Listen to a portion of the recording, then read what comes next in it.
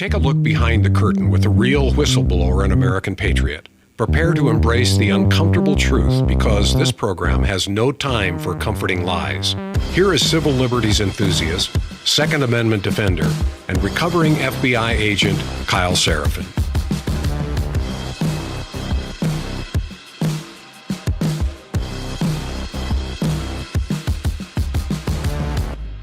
Hello, my friends. Welcome to the Kyle Seraphin Show. Today is Thursday. It is April the 23rd. Thanks for being with me. I was off yesterday. I wasn't really off. I actually got in a truck and drove at $5 or $5.50 a gallon in diesel down to Houston, Texas. And I met the federal government face-to-face for a court case that we have that's ongoing.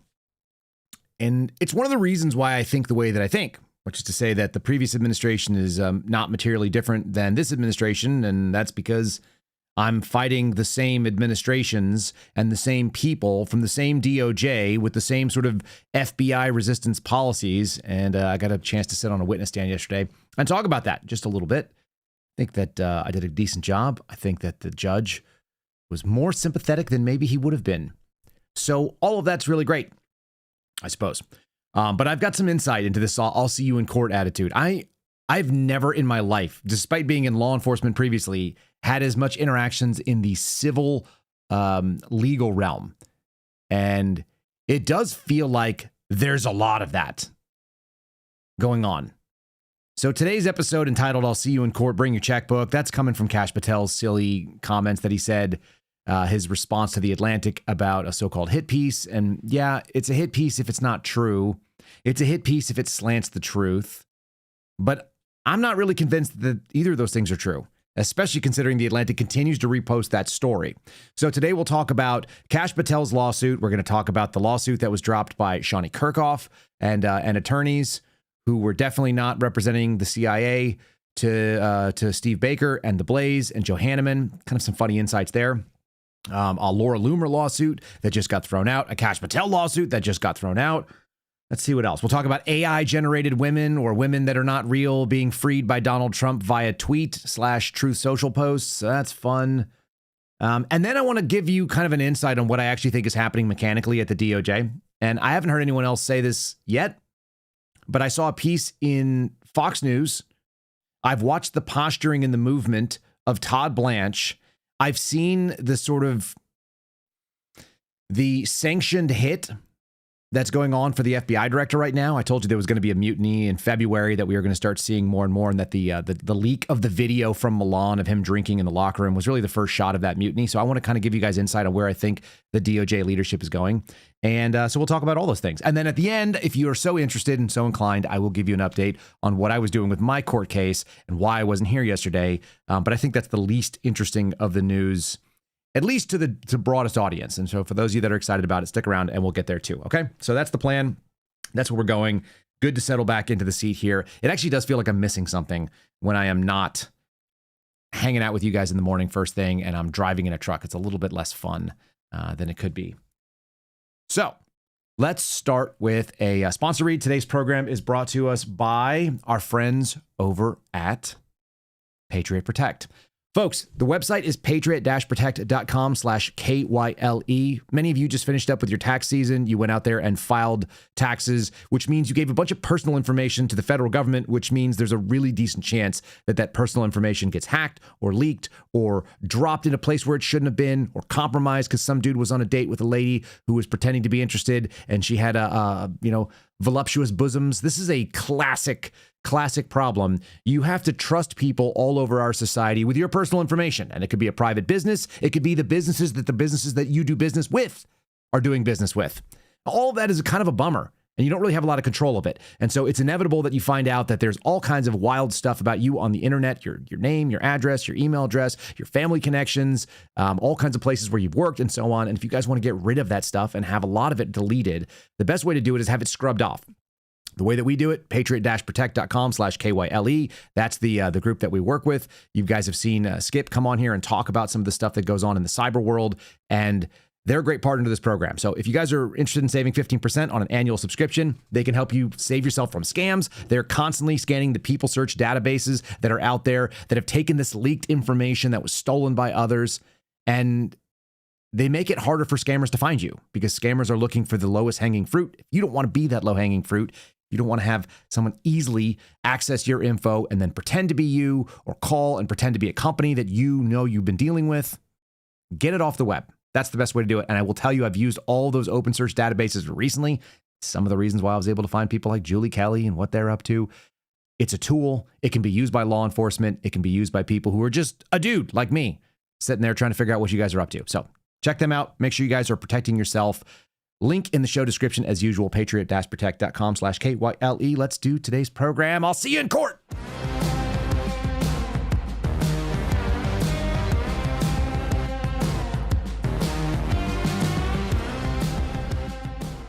Should we lead off with the statement that right now, if I was going to sum up everything, I had this fun conversation with my favorite plumber, Sean Witzman. I talked to him for about an hour yesterday while I was driving from the Austin area to the Houston area.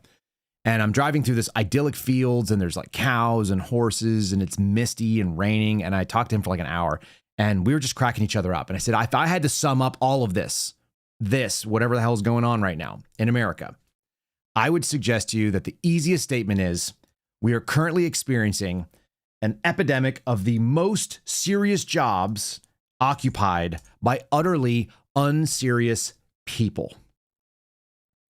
And that's difficult to square because we kind of look at ourselves and we think that we're relatively serious. We see different problems that we have and we go, okay, well, that's a serious problem, so I need to handle it seriously. Well, that's not a serious problem, so I'm not going to take it nearly as seriously, or maybe I'm going to have a little bit of humor about it. And it seems like the folks that are running this country look at all the problems and they are utterly unconcerned about it. They are not looking at it in a way that makes us feel like it's right. And so here is a great example. This is coming from the Metro Desk or metro.uk.co.uk. I don't know what this is. This is a news site from overseas. I had a really hard time finding anybody wanting to cover this because Donald Trump tweeted out that he saved 8 women. And that's kind of a bold claim that there were 8 women in Iran that he saved via tweet or via True Social post. He claimed he stopped the execution of these women, but Iran said that they're not real. So this is the problem when we cannot assess what is true and what is not true. And again, this is the issue with credibility from media and government. I would basically go out on a very comfortable limb at the risk of being sued, I suppose, and say that the job of government spokespeople is to lie to you. Kareem Jean-Pierre, also known as SciShow Bob from this program, right? We looked at her and we said, you're speaking, so I know you're lying. Jen Psaki, the Ginger Goebbels, she was good at it. You're speaking, so I believe that you're lying. Why would we think anything different about Carolyn Levitt, who works for Donald Trump? If your job is to speak on behalf of the government and you're not under oath and there's no pain or punishment that comes along with you lying, other than maybe you lose some reputation and credibility, should we really take you that seriously? Ben Williamson, he's the assistant director of public affairs at the FBI. They don't really have like a spokesperson that we've seen from DOJ. It tends to be the attorney general himself or herself as previously. But what we end up finding is that the people that are required to speak, they slant the truth. And then if they can't get it slanted enough, they go to Sean Hannity, or they go to Rachel Maddow, or they go to Jen Psaki, who's now in the news media space. We take people that are they're competent at delivering messages, but they're not interested in only holding the facts in abeyance and saying this is actually objectively true. And how many of them have you ever heard apologize or say, we actually got this wrong? I want to come out and correct the record. We said something inaccurately. It does not really happen from the government end. It should happen from the news media end. We don't see that either. So this story is kind of a bizarre moment where I don't know what's true, but I had a couple of different AI programs analyze the pictures of the women, and the claim that came back was that they were AI. The Iranian government seems to say something slightly different, and there's different sort of misinformation pushed out there. Basically, Donald Trump says he helped save 8 female prisoners that were in danger of being hanged in Iran. And the Iranian government responded and called him President Delulu, because that's the world that we're in. Again, incredibly serious jobs held by very, very unserious people. Insisted the people that were going to be hanged were not even real. The United States president announced on True Social, very good news. I've just been informed that 8 women protesters who are going to be executed tonight in Iran will no longer be killed. 4 will be released immediately, and 4 will be sentenced to 1 month in prison. I very much appreciate that Iran and its leaders respected my request, says the United States president, and that they terminated this planned execution.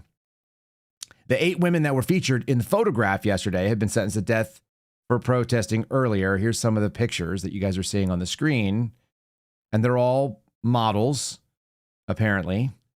And they're all shot in spaces where there's no background, or the background has been removed, so we can just see who they are as they smile or frown with perfect makeup and their hair done just so. Iran hit back, claiming that not only were the women not facing execution, that they weren't even real. Iran's embassy in South Africa said, hooray, Trump saved 8 AI-generated people.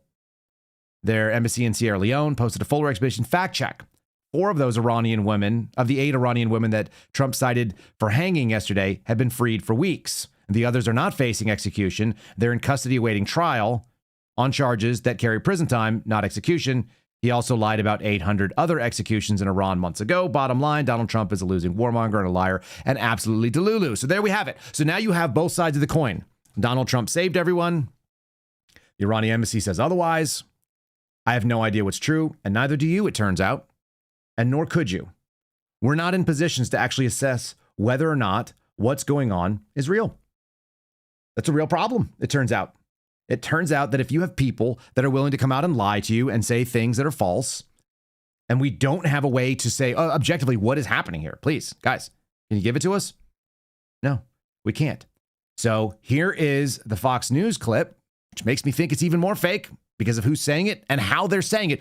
There's 8 beautiful women. Who talks like that when you're coming from the American federal government to come and give a speech or give a message to the voting base? It's bizarre. Here's Carolyn Levitt. Well, first of all, Martha, only President Trump could save the lives of these 8 beautiful Iranian women who he has received direct word from the Iranian regime, or what's left of it, that their lives are going to be spared. And that comes as a result of President Trump asking them directly not to kill these young, beautiful women who certainly deserve a chance to continue living their lives freely and peacefully. And now that will happen thanks to President Trump because he's a humanitarian at heart. I understand. What? Because they're beautiful women, they deserve to continue on living with no particular information about whether or not they were not going to be living in the first place. Again, now we have contrasting opinions based on what she said and based on my general rule that when I hear people open their mouth from government spokesperson positions, yeah, I think you're probably lying. But we don't have any way to assess it. It's kind of like we don't really know what's going on in the Strait of Hormuz. I had a discussion. Somebody asked me the other day, what's happening here? What's going on? And I said, are you familiar with the concept of Schrodinger's cat? And I actually think that's what we're dealing with. We're dealing with Schrodinger's strait. Because depending on what Trump's mood is, and depending on what True Social says, then we're supposed to believe a different thing altogether. Schrodinger's cat is this psychological experiment. It's a mental exercise where the concept of it's like a quantum physics thought experiment. Cat in a box, shot. We don't know whether or not the cat is actually dead or not until you open the box. And so because the box is closed simultaneously, it could be dead or alive. And there's different realities going either way. So that's the way that we're supposed to look at the Strait of Hormuz right now. I think it's just like it's open or closed depending on how you feel and how you assess the mood of the president and what the tweet is of the day. I literally now have a file full of crazy tweets from the Trump administration, and I add some to it every single day. And it's just like, I just want to have a record of these things. I just want to rip them down and put them into a little space. I just want to catalog it so that when we go back in and we read these long, sort of timelines of what was said on what day and what did it look like and what did it mean and was it accurate? The answer is like, probably not. Speaking of people that kind of do this sort of thing, let's kind of cover quickly because I meant to talk about it in the opening. Let's talk about this Virginia redistricting. And this goes to my point of utterly unserious people in charge of incredibly serious things. In theory, if you're a Republican, would you not want to save 5 seats? And would that not be worth spending more money than 1 seat? where you already have it. Right now, the Republican National Committee is basically doing this game where they're spending tons of money on places where, we're spending money on trying to unseat John Cornyn. We're spending money on trying to unseat Tom Massey. We're trying to replace safe, Republicans, non-conservatives, but Republican seats with other Republicans. That's what you're seeing the GOP spend their time and their money and their effort on. Meanwhile, they sort of like abandoned a major swath in Virginia. Now, there's a couple things we could think about that. Thing number one would be that Virginia is getting what Virginia wants. I think that's the most probable thing. I say that as someone who lived in Virginia. I had somebody come at me today and they said, "What did you do to help?" I said, "I voted with my feet." I looked around in 2020 and I said, this place is for the birds. It's a lost cause. The people that live here want the thing that they live on. Even the people that are quote unquote Republicans that live in Virginia, especially the ones in Northern Virginia, which is the dominant population set, they really want more government because they all work for the government. They're all dependent on that government in Washington, D.C. So that's what they want. So why would I think any otherwise? So my move was, I've got 3 children that I'm responsible for at that point. I'm going to get out. I'm going to not be there. I'm going to say, this is not the place where I'm going to pitch a battle because I'm not surrounded by friendlies. I saw quote unquote conservative people that rolled over for gay rights, for transgender people, for BLM, for the COVID tyranny that came out, and everybody was enforcing it. And guess what? Even the people that were quote unquote on our side were the ones that would call the health department and tell somebody that you were walking the wrong way down the aisle in the grocery store. Am I going to hang out with those people intentionally? Or am I going to go seek some time, space, and distance and give my family some standoff? Yeah. I'll run away from that stuff. I'm not going to move to New Jersey and pitch a stand. I'm not going to hang out in New York and pitch a stand. I'm not going to hang out in Connecticut. I'm not going to go to places that clearly were lost long before I was ever there and say, yes, this is where I am right now. And so I will try to hold the line by myself and get steamrolled with my family. It's like, nah. Because I don't think what we're doing is real. I think that we have theatrical homosexuals that are prancing around, pretending to be quote unquote conservative or pretending to be on the political right. And they're raising a lot of money on it.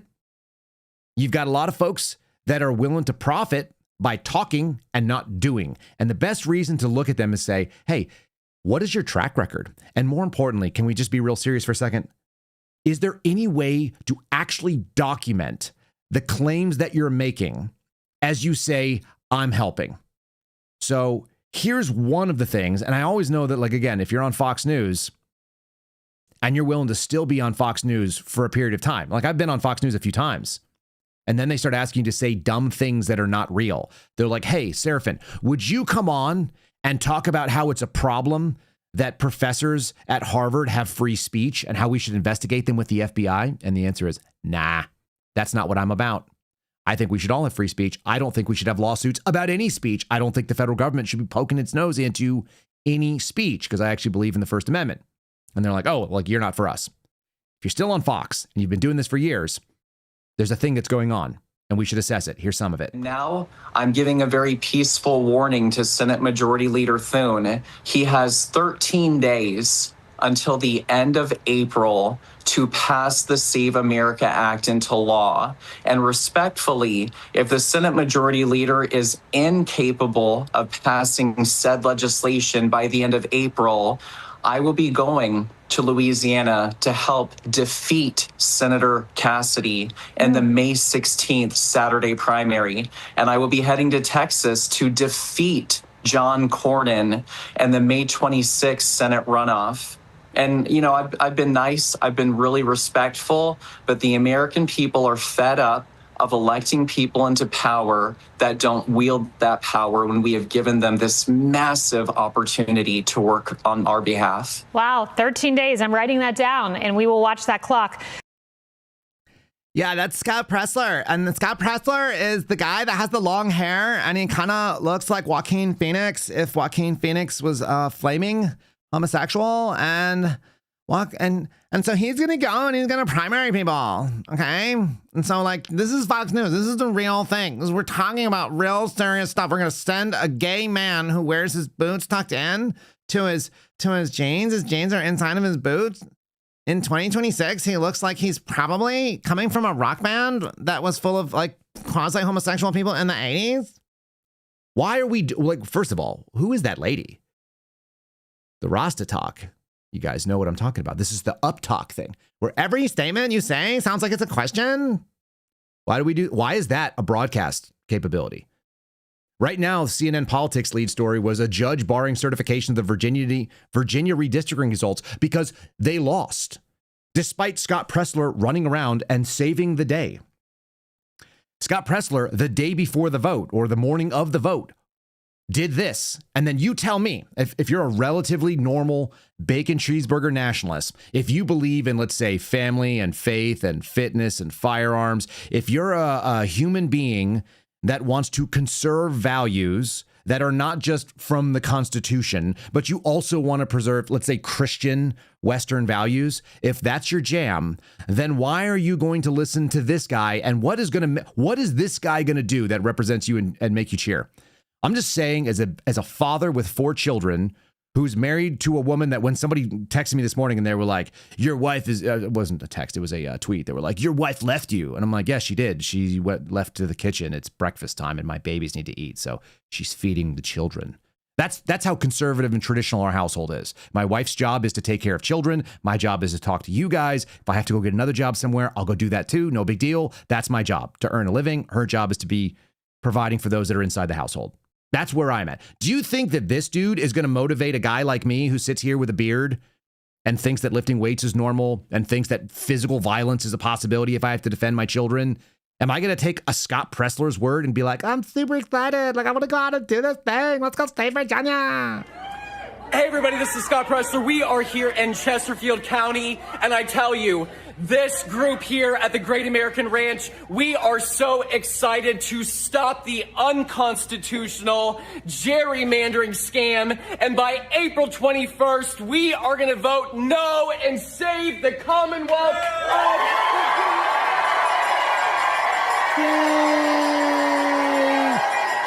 Come on, boomers. Hey everybody, this is Scott Presler. I'm here in Roanoke, Virginia. What are you doing there? Mount Pleasant Elementary School. And you're probably wondering, good. Scott, why are you in Roanoke? Yeah, are you allowed to be near a school? This is a big President Trump area. This is a conservative area, and we need big, beautiful turnout. What I think is that when someone tells me this is a conservative area and then you send a long-haired homosexual who looks like this guy in skinny jeans and cowboy boots up to his knees or whatever, I'm like, yeah, MAGA, baby. Let's do it. And so I'll be here in southern, south central Virginia for a few more hours and then traversing north. But I'm Do you think he knows what the word traversing means? Because that's not what it means. hearing there is depressed Northern Virginia turnout. Oh my so God. if you have yet to vote or if you have already voted, I want you to reach out to everyone you know, visit your polling location by 7 p.m., get in line, stay in line. This is our opportunity. We are fighting for fairness. We are fighting for equal representation. You're fighting and losing because you're not really fighting, because standing in front of an elementary school holding a sign while you do social media and raise money, it's not really it, is it? I mean, that's why the results were that they lost. That's why it had to be stopped by a judge, because we failed at the actual thing that you were talking about. Because here's the thing. There's really 2 possibilities. And I'm going to leave this on because there's even more of this thing. That, by the way, if you're reading on the screen, it says grifted millions delivered defeat, therealscottpresler.com or realscottpresler.com. Feel free, PRESLER.com. You guys can go check that out. Maybe we'll pull it up in a second here. Here's what's fun about this. There are 2 possibilities in Virginia. Number 1 is that Democrats, people who lean left, which is like probably a huge chunk of the state, not conservatives like me, dominate that state. That was my experience. That's my experience. And the second thing is that it's stolen and we don't have a Save America Act and we haven't been able to justify that we've actually fixed voting. And I don't think they really care about doing that at any level, because I'm pretty confident that it benefits the parties that are in power. And right now, the Democrats have their turn to be the people in charge of Virginia, because we just had a moment where other people in charge, but that's not it. So now we got to hand it over, and now we got Spamberger. It's like all of this stuff makes me want to puke. It's theater. This is literally what theater looks like. You're doing social media. This guy is a bad actor. And what you're telling me is that that person who has no children, who has no biological future, he's a genetic dead end, is going to motivate me, who's older, has more life experience, who's actually done real job. Like, what job is Scott Presler capable of actually doing? And he's raised allegedly something like $15 million. This is a piece from Billy Binion over on X. And he says, I've never understood what this guy actually does. He just shows up at polling sites across the United States and does photo ops, registers people to vote. But there's no proof that registering people to vote equals those people go and vote.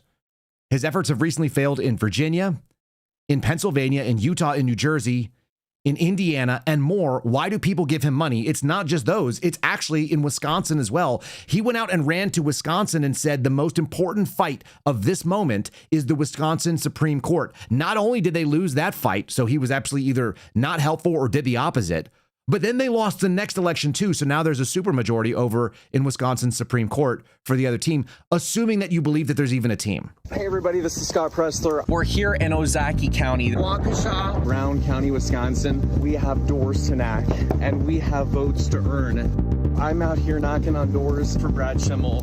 Why does this race matter so much? Never thought the Wisconsin Supreme Court would be the most dangerous body in Wisconsin government, but they are now.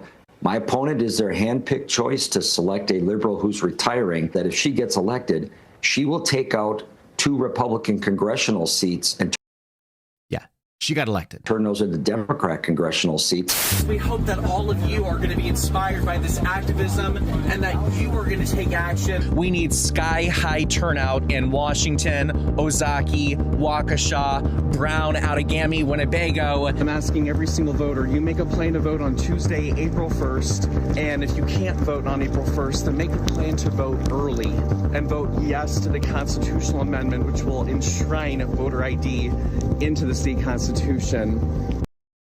Nope. So that was a fail. The next round was a fail. It's generally speaking fails. And maybe it's because the person who's like slinging the message is not the person. Look, Charlie Kirk equals good messenger, father, Christian, compassionate, good speaker, articulate, disarms people verbally. And then you go, okay, well, we've lost that guy. What could we do next? Maybe we could put in his wife who wants to be a WWE actress. She looks like she should be like a sign girl, you know, at a UFC fight. And she's got glitter pants and sparklers. And you're like, nah, not into it. Okay. I actually, somewhere in here in my little clip bank, maybe I'll pull that up. I have a clip of a kid explaining how fake the Turning Point events are. And it's like, what actually goes on? You see the highlight reels, you see the sort of like savage replies, but do you see what's going on when they're actually vetting the questions and setting up the questions? So they're letting on retarded people on the left so they can dominate them. And they're not letting on sensible people that are like actually maybe on the right. Or more importantly, how about independents in the middle that are gettable? I don't know. I just have one simple question. Why are you gay? Who says I'm gay? You are gay. You are a transgender. What shows that I'm gay? You are a transgender, yes, and you're a gay rights activist and an outspoken lesbian, homosexual. How can I describe you? Transgender. You were initially male or female? The sex that was assigned to me at birth was female. And you opted to become male? You're within transition? Yes. Now, we're looking at the raging debate. You're a gay rights activist. Why should someone be gay? Just for the record, I am not a gay rights activist. So as we stand today, are you dating any female? Yes, I am. You have a girlfriend? Yes, I do. While in transition, you're having a girlfriend? Yes. Do you perform the natural obligations? I'm not sexually active right now. Good. All right, so there we go. You guys want to see the Turning Point one? This is a guy explaining to you what's going on. Hi, I am the UGA student that asked this question to JD Vance at the Turning Point event on Tuesday. If there are compromised government officials in those files, how can the public trust that this administration will hold anyone accountable when its own Justice Department is actively blocking the investigation. I sat at the front of the event and was prepared to ask a question on whether there should be a formal investigation. When I saw they opened it up for Q&A, I immediately tried to get to the mic. When the spotlight came on for the Q&A, 5 people were already standing there wearing suits and dresses with TPUSA lanyards already positioned there. I still got up and got in line, and I think I was the first one there that was not a part of TPUSA, so I just sat in line and got ready to ask my question. When we were waiting in line, this lady in a blue top was going around asking people, especially not in TPUSA, what topic we are going to ask about. When I was waiting in line and the lady came up to me, I could tell from her tone that they were probably screening the questions by topic, so I just said that I was going to ask on foreign policy. After a few more times of people coming up to me and asking what my topic was, this finally happened. Thank you so much. This will be the last question. Okay. Can we take 2 more? Because I like it. I like answering questions. We'll take a couple more. This was the last person in front of me, and when JD Vance said that they were going to have a few more questions, this lady immediately went back and started asking what my topic was again, and specifically what I was going to ask about, looking at my phone and saying, "Can you please read your question to me?" I was astonished how they were talking to us, so I went off to the side to talk to somebody sitting down, and I looked back and immediately someone had cut me in line. The lady in blue put this girl right in front of me because her topic was better than mine, and here you can see me fighting back on that a little bit. Luckily, JD Vance asked for one more question again and finally let me ask a question, so I finally got to get off my chest. Yeah. We'll do one more. Sorry, real quick. I love this, but I gotta go. Thank you so much, Mr. Vice President, and coming to UGA and allowing us to express our freedom of speech. So thank you so much. This is my first time at a TPUSA event and a political event, but I just wanted to show that this was my experience, and they might preach for freedom of speech and non-censorship, but this was just my experience and how they managed the event. Thank you.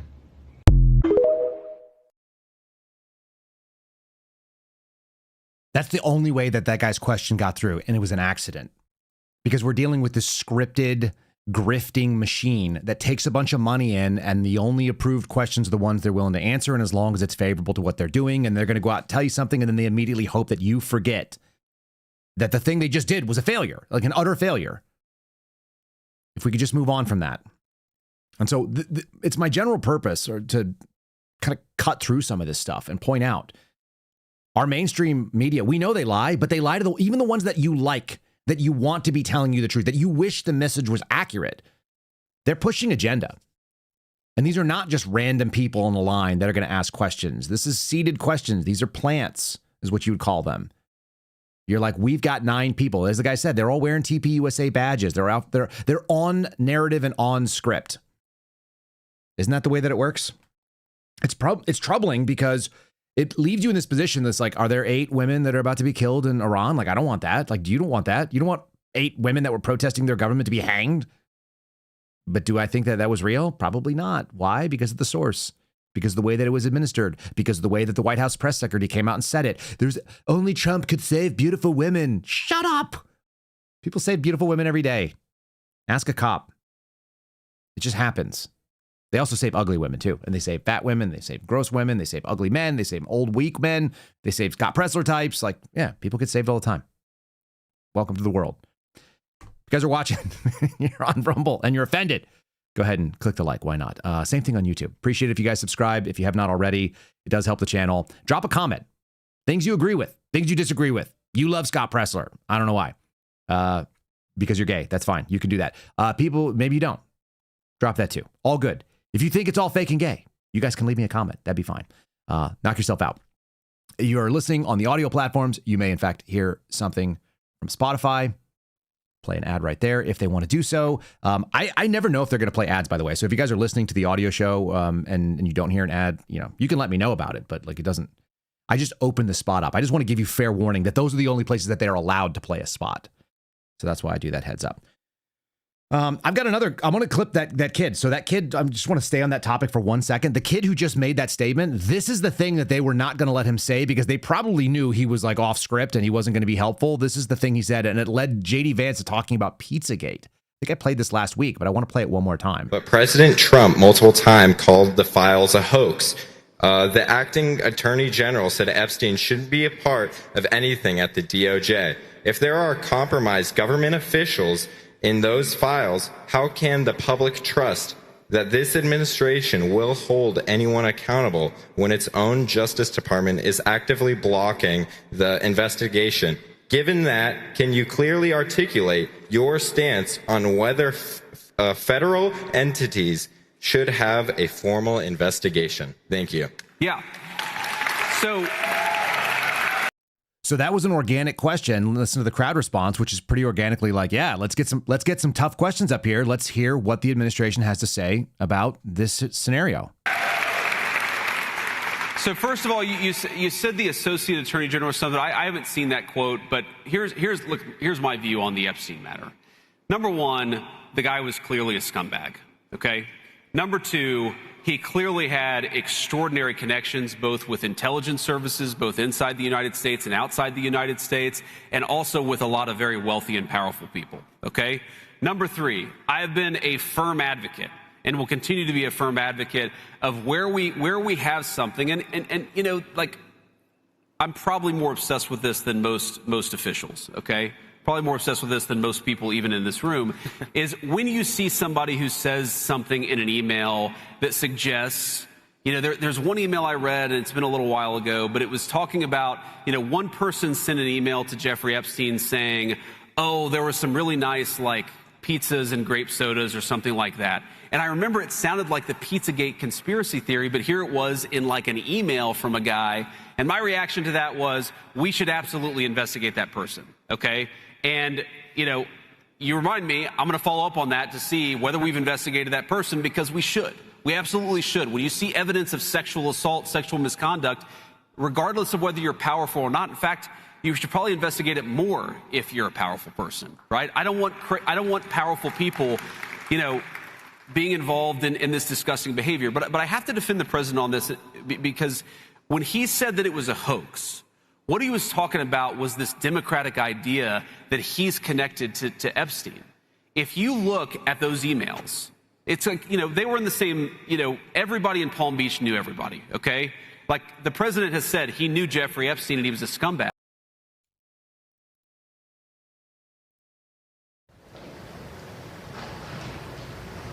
With the disgraceful Jeffrey Epstein need to end today.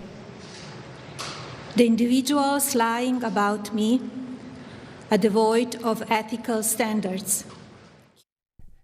Mr. Superman is not home. He is not home. And we need more lemon pledge. No. No, we are not the friends of Mr. Epstein. It's a mean thing for you to say. Because Mr. Superman is not home. We need more lemon pledge. Please. Please, you leave now. What are we doing? Like, did that feel like JD Vance kind of like tossed you some red meat? Where he was like, hey, there's some Pizzagate stuff we could talk about. Like, I read that. I thought it was weird. Look, it is weird. It's objectively weird. Like, some of these emails, you go like, there's not a single email that arbitrarily and randomly is about beef jerky or pizza or grape soda in my entire email threads going back for, I don't know, probably 15, 18 years. You could look at all of them. The FBI already did, as far as I can tell. They pulled all that.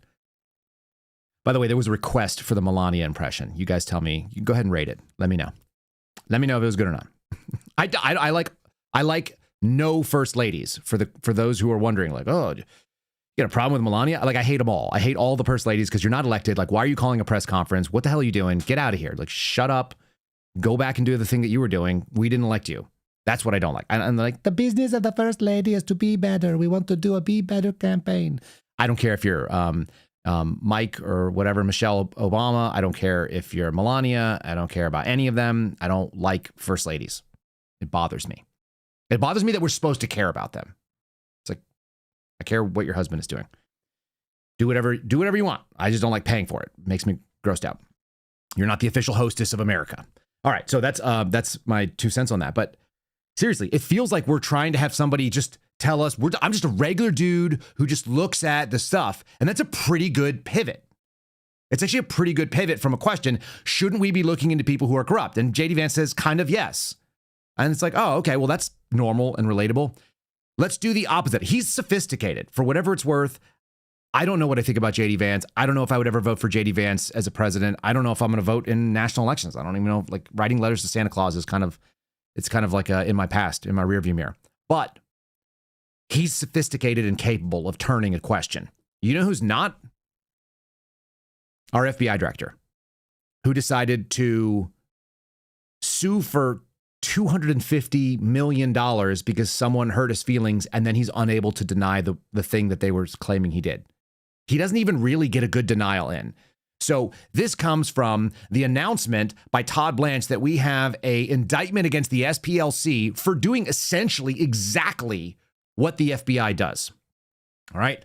The story essentially was that the SPLC takes in money from donors, uses that money to seed organizations and shell companies that turn around and support the white supremacists and the white nationalist organizations that they then go out and report on, saying that white nationalism and Nazis and so on are all really bad and like how dangerous they are and they're all in America. They're literally supporting the thing that keeps them going. Can someone tell me how that's different from the current FBI, which goes out and finds people that might be inclined to stupid ideas and then pays them to do a terrorism so they can bust them for the terrorism that they paid them to do so that they can keep their budget going? It's the same grift. The FBI gets taxpayer dollars to set out, find, set up, and bust fake terrorists that are never going to be able to do the terrorist thing that they said. This is the playbook. This is not Kyle Seraphin telling you this. This is decades of people observing what happened in the post 9/11 world. And obviously it happened before then, but we weren't as sophisticated to the and hip to the thing that was going on. You guys can read The Terror Factory. This was considered required reading by my friends that were on the surveillance team because we regularly got roped into bullshit counterterrorism cases that were not real. They were not real dangers to anybody, but they were real for the budget and they were real for the statistical accomplishments. And our FBI director has bought hook, line, and sinker the exact thing that we used to say, hey, man, this is kind of like problematic, don't you think? Isn't it weird that you're out there talking about this tactic that you literally do yourself in your organization? Like, maybe he doesn't know. Here's Kash Patel talking about the SPLC, and then I want to get into the funny part where he does the opposite of what JD Vance does, because Kash is basically working from well behind the 8 ball right now. I think he's deep underwater with credibility in the Trump administration, in his own agency, which is now knifing him in the back whenever they can. And so his operational plan was to go out and tout a win. The background on this case was, as far as I can tell from people that have been talking to me on the inside and people that are talking to my buddies, this was an IRS case that got shelved under Joe Biden, was sitting around for several years, like many cases that have political implications do, and then the FBI needed to grab a win. I think the win's going to end up in Todd Blanche's category because Kash Patel has already screwed up too many things. And I'm going to show you why I think that there's a sanctioned hit job on making him look like a fool, not just from people in the left-wing media, not just from people who are conservative independents like me that think that he's failing at the thing that he said he was going to do. But I think the establishment is actually turning on him. And my evidence is going to be the classic Fox News narrative, which should favor the Trump administration. And they're not going after people in the Trump administration that are friendly to Donald Trump because their whole business is keeping access. If they're writing pieces and showing that Kash Patel is failing, that to me is the floating of the campaign from the official narrative side saying, yeah, this is no longer our guy. We're putting distance between us and him. All right, here he is explaining the SPLC scheme. And whenever you hear SPLC, I want you to just hear the word FBI or hear the letters FBI in there and just imagine that this is identical to what they've done for literally decades. They're funding hate groups so they can bust hate groups. These guys are doing it for donorship money as opposed to tax dollars. Money doesn't lie. The charity that supposedly fought the Klan funded the Klan. The charity that supposedly fought neo-Nazis funded neo-Nazis. The Southern Poverty Law Center ran a methodical, calculated scheme to defraud their donor base of $3 million and lied to them and used an illicit banking structure system to create shell companies to hide their money and who it was being sent to, specifically for the reason to sow discord and hate into our society. This is the ultimate definition of hypocrisy. And if you look at the indictment produced by the Department of Justice and the FBI, you will see that these banking institutions tie directly the funding mechanisms in which the Southern Poverty Law Center used to fund at least 8 hate groups they supposedly wanted to take out, but they were paying the very villains of our society they supposedly wanted to protect us from. That's the ultimate hypocrisy. I mean, it's hypocritical. It's also really hypocritical to say, you guys can't do this. Do you think there are any SPLC donors that are really mad that the SPLC was taking their money, using it to fund the groups to point out that they don't like the groups and that those groups are more prominent than they really are? Is there a victim in this crime is the real question. Are SPLC donors mad that the organization that they were funding was setting up and propping up and proving to the world how much white supremacy and white nationalist hate there was? Because I don't think there was. I don't think there's any donor out there that's like really mad. They're like, wait, my money was going to fund what? And then they're like, yeah, we were funding them so we could show how bad they are to elevate their status so we could tell Americans what the problem is. We're bringing them out of the shadows and putting them into the daylight so that we could expose them. And they would go, oh, okay, understood. You know, kind of like the FBI spending money on people who are radicals that have no access to anything, that could never be what they were going to be, except the FBI gives them some money and a plan and an undercover agent and a confidential human informant or a confidential human source that's going to go out there and pump up that plan so they can bust them and then they can hold them to account for their bad ideas that would have never come to fruition if it were not for the FBI. And people are like, yay, law and order, it's returned, MAGA baby, or whatever. This is a classic tactic. Again, the government can do it. If you're a private entity, you can't. And that was almost one of the exact arguments that was made. They're not a law enforcement agency. It's like, yeah, but like, what crime did they commit? They defrauded their donors? It was a donor fraud? Don't the donors have to actually be mad about that? Have we queried them to see? We'll see. We'll see where this thing goes. And the money may be dead to rights. As I understand it, that's actually the case. But that's not really the big question. The question is like, did anybody actually get mad that their money was used to do a thing that was kind of important to them, I think, exposing something? All right. The reason I think this guy is out there making this announcement, the reason why he just got roasted in a press conference, which was supposed to be about that topic, but ended up being about the stupid lawsuit that he dropped, the reason is because Kash Patel is unable to do the normal likable thing. Let me show you what I'm talking about. He dropped a $250 million lawsuit. Because if you say anything and it's not part of the narrative that is approved by your side, and God forbid, like remember, who are we seeing sued? Anybody that says something mean. That's not great. Kash Patel, this is a Fox News piece. Okay, so those of you who are just listening, you're not seeing, but Fox News is on the page. Why Kash Patel broadcast his alleged drinking issues to the world despite denials by suing The Atlantic. And the bigger piece to this is written by a guy named Howard Kurtz over at Fox News. The bigger piece is Kash Patel's lawsuit against The Atlantic has already backfired big time. That is not a positive story written by Fox News. Had you just, if only somebody had been listening to what I was talking about, this is the way that serious people do it. Serious people have someone say something that's defamatory. It happens to me all the time. People say all kinds of wild defamatory things about me. And the answer is, I believe in free speech. So knock yourself out. Say whatever your bad idea is.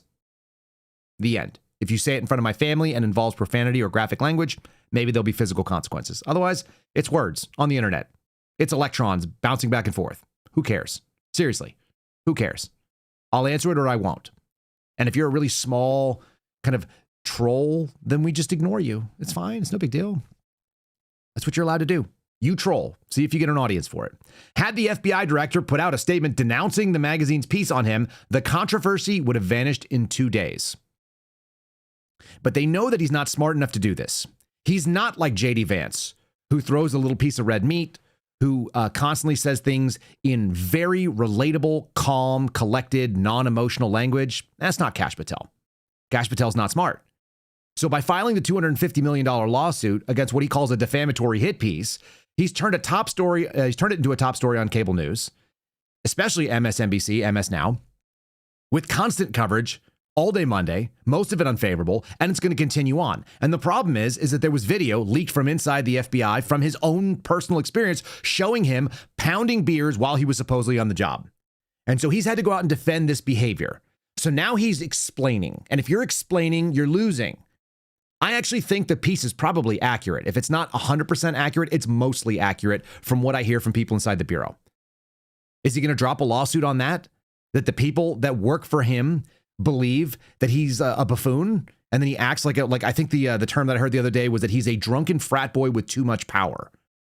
That was an actual quote from a current FBI agent. If he doesn't like that, perhaps he should behave in a way that his employees don't see him as acting like a cartoon. Luckily for you guys, I have a cartoon for you that's quite funny. He's trying to tell you the same thing that JD Vance did. JD Vance did the sophisticated version. Here's the unsophisticated, non-talented version. This is the unlikable version of, I'm just a regular guy like you. Except you're not. Because you said things like, I'm going to ground the FBI director's jet, and then you're flying around in it all the time. You've got a girlfriend 20 years younger than you who claims to be this devout Christian, even though you claim to be a Hindu. There's some real problems with the things you're saying. I would say that Kash Patel is a lot more like Scott Pressler. He's out there for selling to people that have low information and that want him to be right. They're willing to hear what he says and not look at it critically at all. And they're not willing to look at like, hey, is anything this guy's saying real? Is any of it legit? It's just a regular God-fearing American, even though he believes in like a bunch of demon gods or whatever, who just loves hockey and just happens to be in a belief system where he flew to Milan on a private jet that was $60 million. And he did so because he needed to support his friends, I'll put an air quote, because the United States hockey team and a bunch of like NHL members are friends with a doofus duster, unable to play hockey. I think Richie McGinnis described him as the worst player in their hockey league, but liked well by his team. That's why he's friends with NHL players. Seriously? This is his claim. Here we go. Press conference. I'm on the job. I'm the first one in. I'm the last one out. I'm like an everyday American who loves his country, loves the sport of hockey, and champions my friends when they raise a gold medal and invite me in to celebrate. I've never been intoxicated on the job, and that is why we filed a $250 million defamation lawsuit. And any one of you that wants to participate, bring it on. I'll see you in court. Explain the computer login issue. Just explain the computer login. Thank you for coming, everybody. We would like to announce that Kash here will be suing The Atlantic for defamation. Do we have any questions? How much is he suing them for? I'm suing them for $250 million. Is there anyone else? Oh, yeah, bud. I got a couple questions for that duster. Oh, for fuck's sakes. No, thank you. Calm down, nerd. Hey, Kash, is this you? Oops. We're seeing the video from Say no partying comment. I have no comment. Holy fuck, bud. Even with your eyes, I could see that that's you. Excuse me, what's that supposed to mean? Just that your parents probably never had to tell you to look both ways before you cross the street. Excuse me, please don't make fun of Mr. Patel's eyes. Hey, does your girlfriend know you see people on the side? Hey, stop it. Okay, that one was kind of good. What are you talking about? Whose team are you on? Hey, when's the discovery for this lawsuit? I want to know when to get my fucking popcorn ready. Discovery? What discovery? Legally, they are allowed to do a discovery and find out if you are in fact being defamed. Wait, what? Even while looking in two separate fucking directions, you never saw that one coming, did you, bud? Oh. Wait, are you laughing? No, of course not. We're all just super jealous you could read two books at the same fucking time. Just follow me, you duster.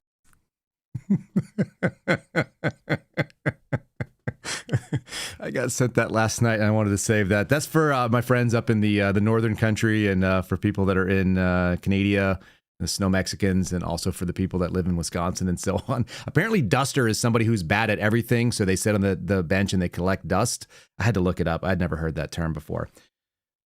So yeah, that's how you're being lampooned. And it's perfectly hilarious because you act like a fool. If you act like a fool, then people can lampoon you. And then the story is that you're a doofus.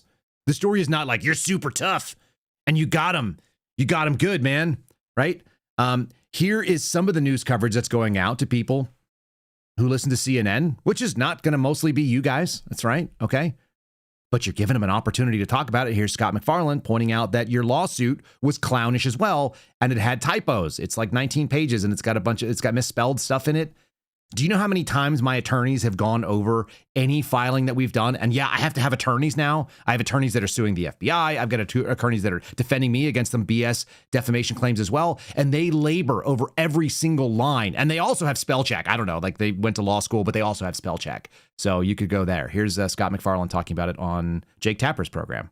Scott McFarlane, all of this happening just one day after Patel lost a different defamation suit. This one was against a commentator on MS Now who made a glib comment that he's more likely to be seen in a nightclub than in the FBI or something like that.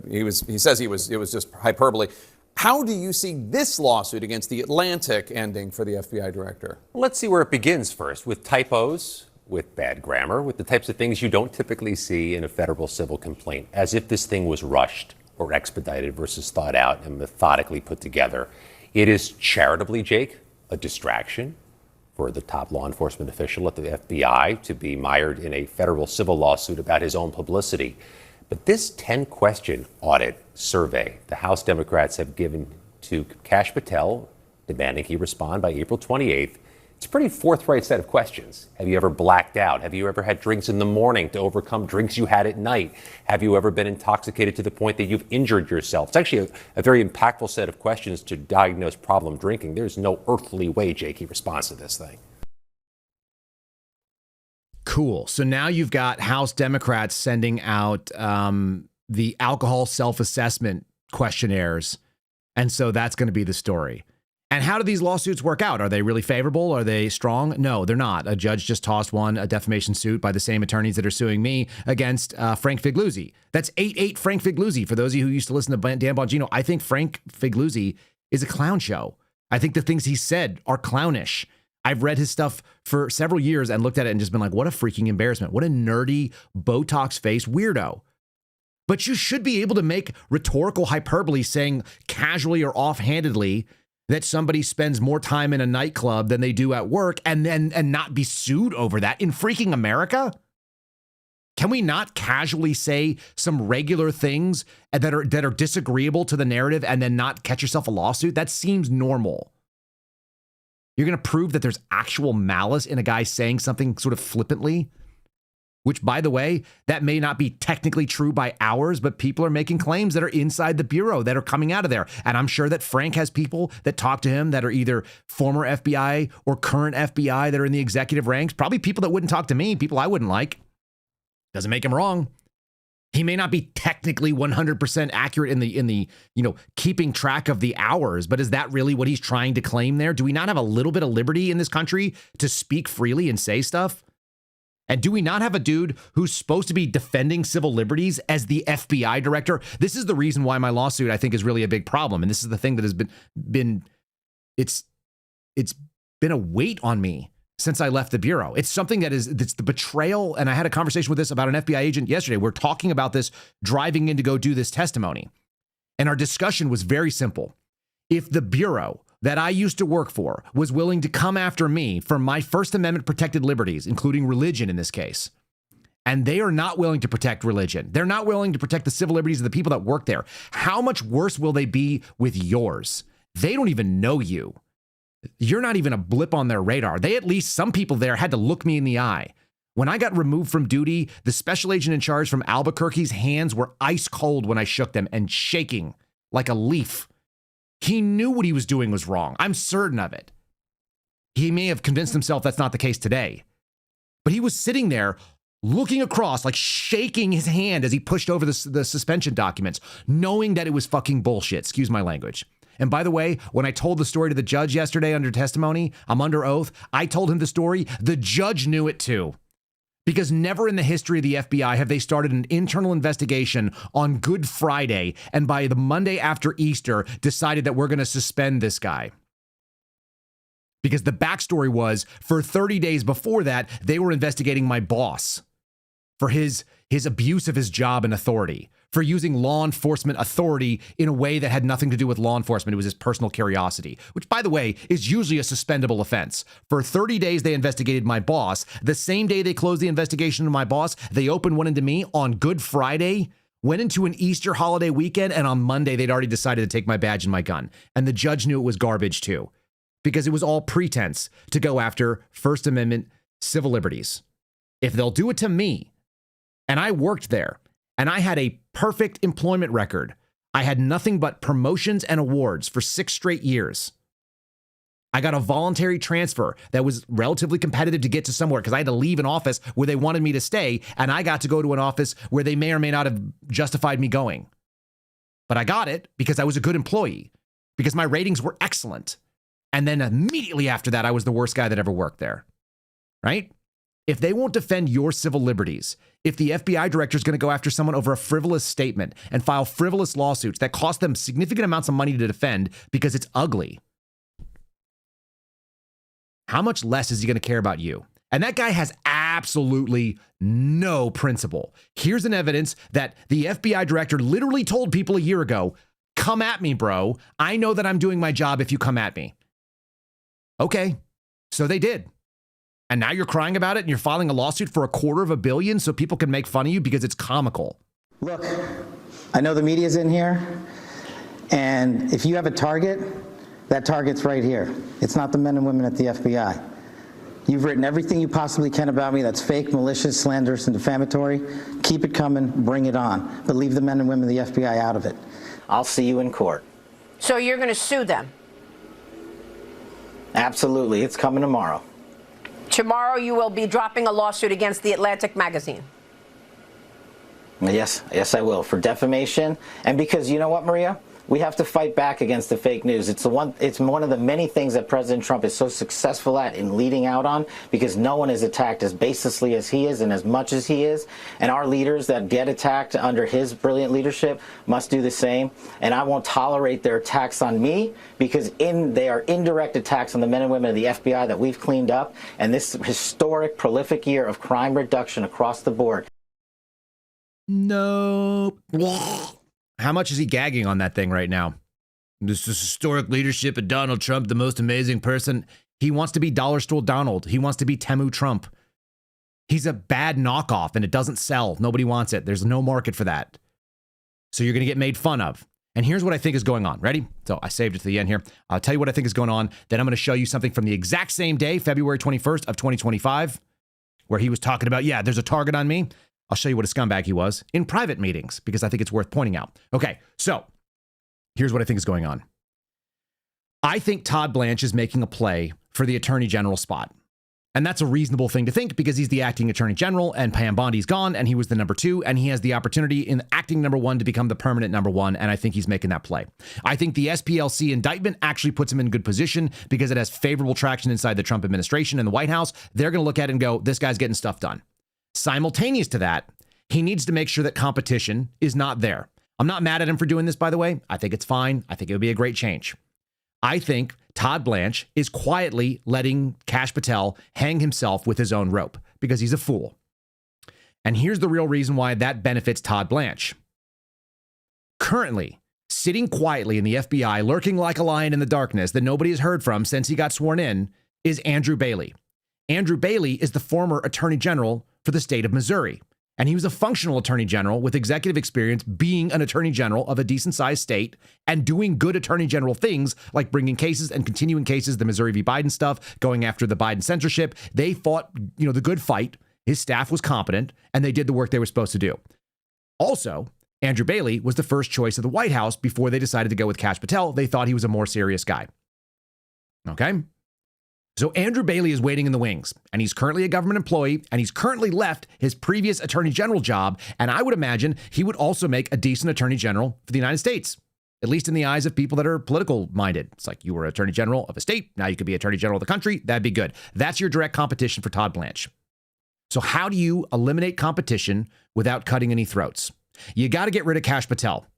Kash has to go, because once that opens up, the number 2 or the co-number 2 at the FBI can move into the number 1 job. And you can have him be the acting director, and then you can easily try to have him go forward and get confirmed. That's going to make way more sense than pushing somebody else new from the outside who's got no experience. You can point to the quiet track record he's had of staying out of the media, keeping his nose clean. There's no scandals. He hasn't taken credit for anything stupid.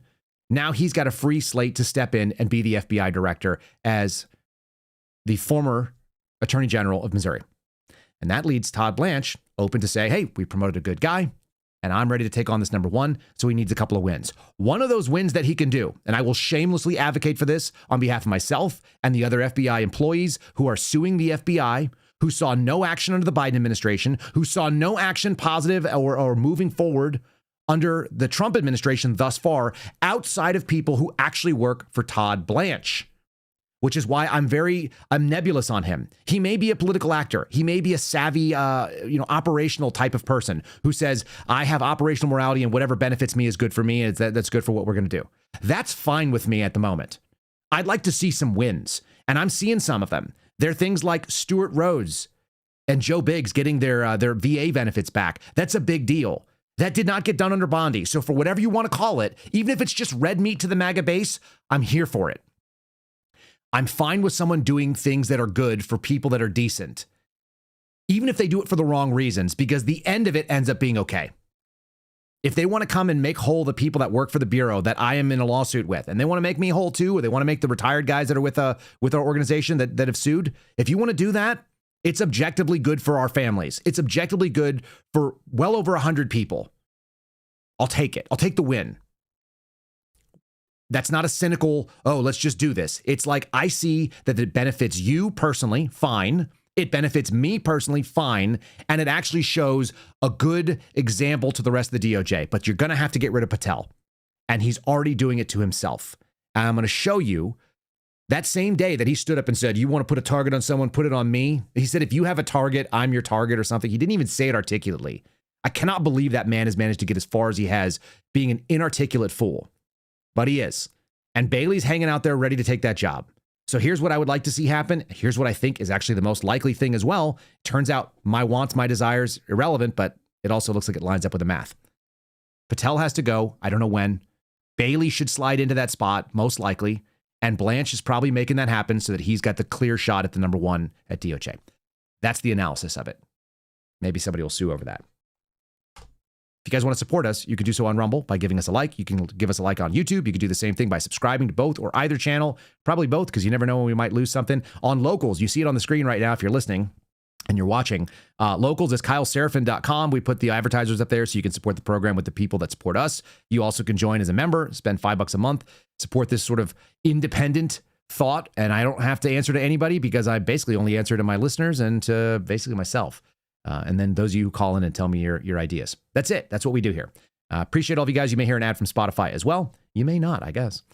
That's at KyleSeraphinShow.com. KyleSeraphinShow.com. Does that mean that Todd Blanche is a good guy? I don't know. I just don't know. I've never met him. I've never met the guy. So I'm just judging his actions. And it reminds me of the O. Henry story. It's a short story called, I think it's called The Mask or the Saint. You guys will have to look it up and tell me this is like the subject of like many childhood homilies that I heard. But the subject, the story of O. Henry's, I think it's called The Saint, was that this guy was a bad guy and he puts on a mask of a saint because he wants to woo some beautiful woman, and he starts acting in the way that he would have to act to be like the person that the mask is. And at the end of the day, he takes off the mask and he is the face under the mask. The mask and his real face are one and the same because his actions lead him down the right road. If you start doing the right things for the wrong reasons and it continues to make you do the right thing, and eventually you're just a guy who does the right things because that's the way that you stay in where you are, I think that changes you. I think your actions do change you. I think if you continue to do bad things, you act bad. You can't be a good person with good motives who does bad things, and vice versa. I'll just know them by their fruits. I'll know a system by its outputs. That's what I'm talking about. And I do think that's where we're going. Okay, as promised, Patel doing a talk behind closed doors and then some other doors. The same exact day that he said, media, you got a problem? Come at me. The same guy who went up there and said, I'm just a regular hockey playing, beer drinking like a normal guy dude. I just happen to be friends with the U.S. Olympic team. I've never been drunk on duty, but you've seen me act like a complete teenage hockey boner buffoon. But that wasn't on duty, but I was there on duty. That guy, he's known for double talk. It looks like this. And the only reason I took this job was because my business acumen sucks. All these guys have their own private jets, so the only way I was going to get mine was becoming the director of the FBI. And I believe it. Last time you were here, you had to leave early to take a jet to your vacation in the Adirondacks. I'm just saying Chris Wray doesn't need a government-funded G5 jet to go to vacation. Maybe we ground that plane. 15,000 every time it takes off. Just a thought. Minimum. And G5.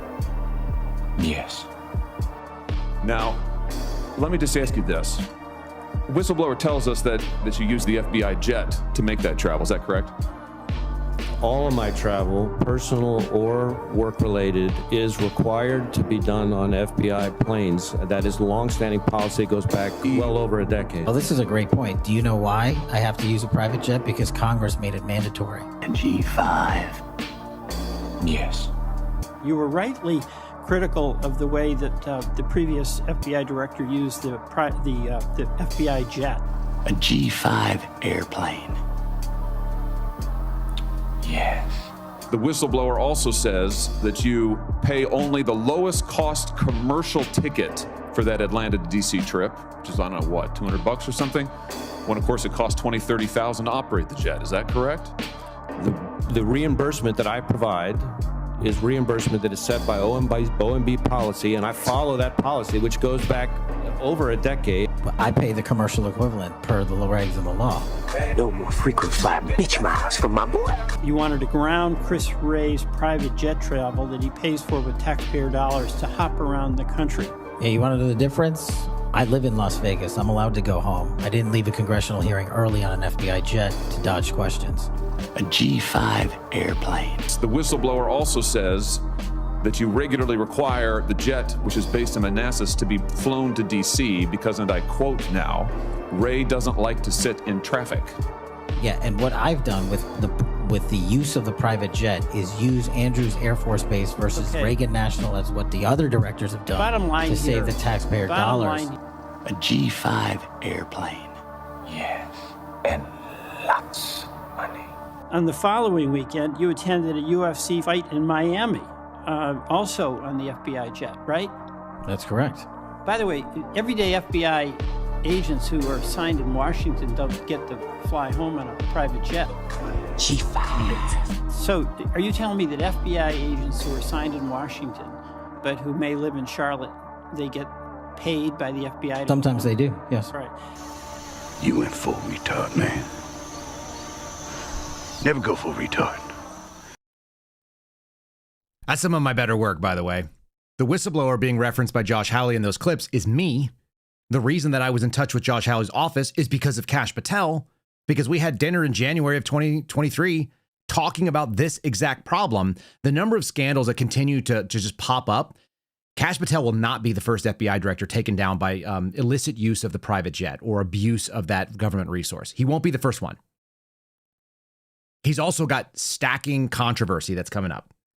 He can't even get his own story correct. This is actually one of the great amusing things. So here he is responding to the lawsuit. We'll stay in kind of this theme. The lawsuit, I'll see you in court, I think it's a problem for the First Amendment. Like, why are we suing people because they put words in there that hurt your feelings? Why? If you do your job and your results are as good as you claim they are, then you don't have to list them in a freaking lawsuit. And your boss will know what your results are. And if they're not very good and you're susceptible to like stupid scandals, remember, I showed you guys the anatomy of a hit piece that was coming at me. It was coming my way. We've got another one that actually kind of goes after Steve Baker in a second because a lawsuit dropped against him as well, also defamation. But there was a hit piece that was like churning up against me where they were like, Kyle Seraphin shot at a guy that he worked with when he was at the FBI. And they told me they were going to run it. And I just laughed at the guy. I mean, you guys can find it on X. I put the clip up from a show. We covered it here on the show with Steve Friend. It's so objectively ridiculous that like there's no chance it was true. So why would I care?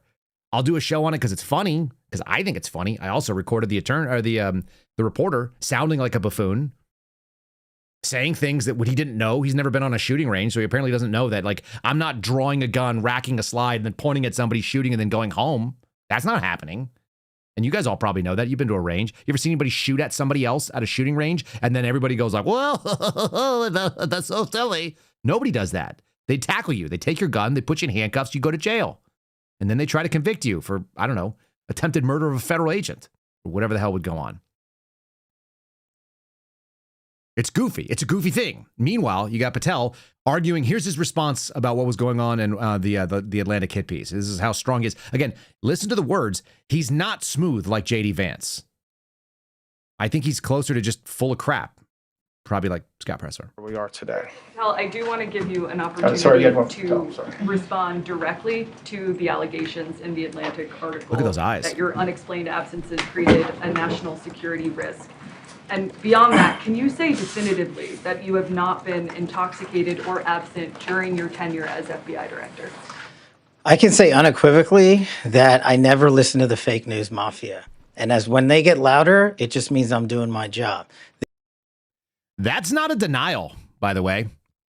I can say that I don't listen to the fake news, except we know you did because we know that there was a lawsuit about it, so that's funny. This FBI director has been on the job.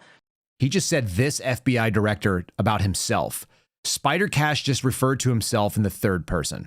Twice as many days as every director before me.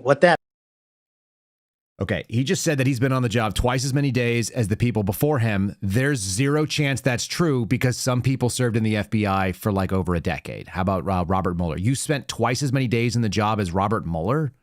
No, you didn't. How about Comey? No. What is he? Was he in for like 7 years? What about Ray? He was in for 7, 8 years. You've been in the job for 15 months. You didn't spend twice as many days as anybody. Now he's going to explain what he said, which was stupid, because he doesn't make any sense. I don't know if he's hungover in this at all either, by the way. Who goes out there and says this, thinks it's going to sound tough, and then just makes up garbage? Here comes some word salad garbage. He's not as good as JD Vance. What it means is I've taken half as many days off as those before me. What that means is I've taken a third less vacation than. I've taken half as many days off. I've taken a third as many days vacation. He uses like percentages and he uses some fractions, but how about actual numbers? You've been in the job for 15 months, homie. What are we doing? What are we even talking about? I feel like I'm going to turn into Bobby Sauce doing this. Those before me. What that means is that this FBI with this Department of Justice has dropped the murder rate 20 points. Newsflash, the DOJ does not actually prosecute murders almost ever, which means the FBI also doesn't investigate and or prosecute murders. We've covered this before. That statistic, I have no idea why you think that has something to do with you. It's really strange to watch local crime statistics claimed by a federal agent, agency, or a federal agency taking credit for the work of like 1 million departments out there across the country. What that means is this FBI with this Department of Justice has captured 8 of the top 10 most wanted fugitives in the world, twice as many as the Biden administration did in its entire 4 years. That just means you're abusing the tool for marketing for whatever it's worth. The top 10 most wanted, we've showed you guys, they caught somebody, quote unquote, from the top 10 most wanted who was on the list for less than 2 hours. They also caught somebody who was on for less than 2 days. When they add people to the most wanted list, they just go grab that person. Usually they try to space it out by like a couple of weeks or months so that people forget that it was recently added, but it's almost always within like less than 6 months. They add them on, they know where they're at, they're finishing up like a international arrest warrant called a PAW, provisional arrest warrant that comes from the State Department. And then once they figure that out, then they'll go get them and they'll be like, we got a most wanted person. It just turned out the Biden administration didn't make political hay on a successful FBI. Their FBI was being successful by getting J6ers, who were their most wanted. This guy's getting fake most wanted people. And by the way, they're getting people who are like murderers that are not FBI criminals. Their federal crime is unlawful flight to avoid prosecution over state lines. They're not actually doing federal crimes generally outside of fleeing from justice. That's what he's been grabbing. So these are all just local crimes. Anyway, let's keep going. What that means is this FBI.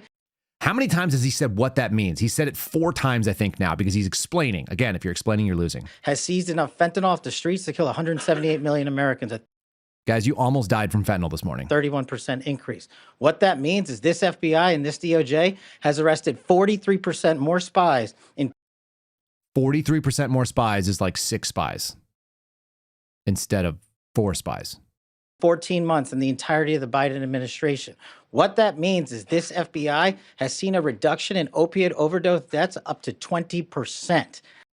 Yeah, so you're alive today because Kash Patel's FBI seized fentanyl, which, by the way, they do every single year. And by the way, most of the fentanyl is not being seized by the FBI. It's being seized by DHS. Alone. What that means is that we have found 6,300 child victims. 6,300 families have their kids back.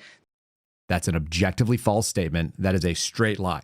They did not find 6,300 kids. They identified 6,300 faces on child pornography, And then they said, okay, we know who this is now, so we can cross this off as an unknown and put it in the category of known. And the child is probably already an adult. That is a 22% increase from the Biden administration. I'm on the job. I'm the first one in. I'm the last one out. First of all, nobody believes you're the first one and the last one out. That's absolutely not believable. In fact, even Dan Bongino said as much because he was like, yeah, you know, like I'm here all by myself because Kash Patel's not here. That's one. The other fun thing is, does anybody believe that 6,300 children have been rescued by the FBI from some garbage and Kash Patel didn't take the jet out there to stand in front of the children that were saved so that he could have children saved, you know, photo ops? Nobody believes that. If you're being honest, nobody believes that. I'm like an everyday American who loves his country, loves the sport of hockey, and champions my friends when they raise a gold medal and invite me in to celebrate. Guys, I know we've all been there. We've all been there hanging out at the locker room in a foreign country from our private jet flight. And our buddies are like, hey, you remember how we used to snowboard back in the day together? And like, I just won the gold. Like, do you want to come into the freaking gold medal locker room and party? And I was like, yeah, that's what happened. I mean, that's happened like basically every 4 years for all of you guys when the Olympics go on, right? I've never been intoxicated on the job. And Ooh. And that is why we filed a $250 million defamation lawsuit. And any one of you that wants to participate, bring it on. I'll see you in court. Yo, dude, he was so tough. He's so tough. So strong. Does anyone believe any of that? Okay, hold on. What was the question, by the way? We are today. Patel, I do want to give you an opportunity to respond directly to the allegations in the Atlantic article that your unexplained absences created a national security risk. And beyond that, can you say definitively that you have not been intoxicated or absent during your tenure as FBI director? Okay, so that was the question. Can you answer the claims about being a national security risk by not being there? Can you answer the claims about being intoxicated on the job? And his answer was, I never listened to the fake media. Here's a bunch of stats about things that are bullshit, that are absolutely made up. And by the way, anybody could get invited into a locker room to hang out with their friends who also just happen to be Olympic gold medalist hockey players who are in the NHL. Because I just love hockey. I was just a big hockey fan. I'm a 46-year-old man, 45, 46, I don't know. I just date a teenager or whatever, some chick who's 20 years younger than me. I'm not married, and I'm just a regular grown-up dude, just like you, working hard for my family, flying around in a private jet that the American taxpayers paid for because I don't have good business acumen and I needed to become FBI director to get it, and I'm just doing my job. And anybody could say that. He's kind of saying some wild things about the $250 million too, right? Is he not saying that his job is worth $250 million? Because I think he loses it. I think he has to lose it. How does Donald Trump look at that and go like, yeah, that's my guy? All right, I'm not done with this. I'm going to do one more. And this is even funnier to me. Here, I'll put the chat on the screen. This is funnier to me because I know Ryan Riley. I heard the voice when this press conference was live. I saw Ryan in the front row and he had his phone on his lap. And so I was texting him. I was texting him questions that I wanted him to ask, which he didn't do. He didn't even look at his phone. His phone didn't light up. I think it was on silent mode. But I was trying to get Riley to have his phone light up on camera so that I could guarantee that it was actually Riley because I wasn't 100% sure. But I thought it was. And it turns out it was. Here's Ryan Riley from NBC, who is clearly, he's written some nasty things about me, and I didn't file a lawsuit. I don't agree with almost anything that he says. But he's not a bad person, I don't think. Probably not. He's friendly with Baker, Steve Baker. And here he is asking a question that is directly from Kash Patel's lawsuit, okay? He's asking the question, in your lawsuit, it says that you had technical difficulty logging into an FBI system, and then the allegation is that he called around and said that he was fired, and so he freaked out. I believe that's the case. And the reason is because on Friday, not this Friday, but like the Friday where this dropped, I guess that was last Friday, my phone blew up from like 5-6 different reporters like, hey, we heard that Kash Patel was fired. Can you confirm that? Because he called a bunch of people and those people called reporters, Kash Patel's fired. And then they all came to me and they were like, hey, can you substantiate that? And the answer was I couldn't. I reached out to I get these all the time now. I reached out to people that, know stuff in the Bureau that would get the internal information and would get an email that would say, the FBI director's been removed and we now have an acting director, which they would have to do. And that didn't happen. And so it was like, okay, well, I was like, I don't think that's true. And they waited, and then like 20 minutes later, they're like, yeah, false alarm. Apparently, he just, we all called around and he's still in charge. And I was like, okay. The fact pattern lines up with my personal experience having nothing to do with this story. Here's Ryan Riley asking him, hey, man, what about that problem you had, like logging into your computer? And then he attacks them.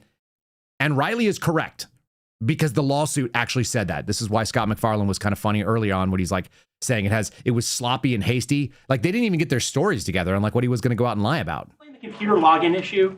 Just explain the computer login issue. You were not able to log into your lawsuit contends that you were not able to log into the system. What did you think after you were unable to log into the system? Let's have a survey. How many of you people believe that's true? Hang That's not an answer. For anybody who's wondering what an answer looks like, the answer is not let's have a survey. By the way, nobody says let's have a survey. They say let's take a survey or let's do a survey. But here we go. Did you communicate? You asked the question. Let me answer it. No, let me. No. Did you communicate with anyone that you thought you were fired after you were unable to log into? The problem with you and your report, don't cut me off. You asked the question. Straightforward question. The problem with you and your baseless reporting is that is an When you had a hard time logging in, which is objectively cited in your own lawsuit, did you call anybody about it? The problem with you is absolute lie. It was never said. It never happened. And I will serve in this administration as long as the president and the attorney general want me to do so. And every time you guys report false lies, every time you guys raise baseless questions, when we are here to talk about the Southern Poverty Law Center's $3 million decade-long scheme to fraudulently fleece Americans, you are off topic. It's a simple, straightforward question. Did you talk to anybody about whether you thought you were The simple answer to your question is you are lying. And every time you do so, I've answered your question. It's simply as follows. I was never locked out of my systems. Anybody who says your lawsuit says the opposite. Your lawsuit contends. Anyone that says the opposite is lying. Thank you. The lawsuit that you filed says that Look, directly. man, stop. You're being extraordinarily rude. And I know maybe that's part of your profession, but please just stop. If you ask a question, he can answer it. And then wait, now you're interrupting me. Like just a little bit of respect, man. Just a tiny little bit. Try it sometime. Go ahead. okay. Did Todd Blanche say he answered the question and he answered accurately? No. He just said you're being rude. So Todd Blanche gets to be a statesman. He gets to do the JD Vance. He's like, look, I'm a reasonable guy and you're being rude and I wish you wouldn't be rude. Can you not be so rude? Not what you're saying is categorically false. What you're saying is incorrect. You're wrong. That's not what the lawsuit says. That's not what he said. He's like, hey, can you be nice to this guy? Because I'm nice. He's about to get fired. You know, take it easy. It's okay. What do I have on the screen here?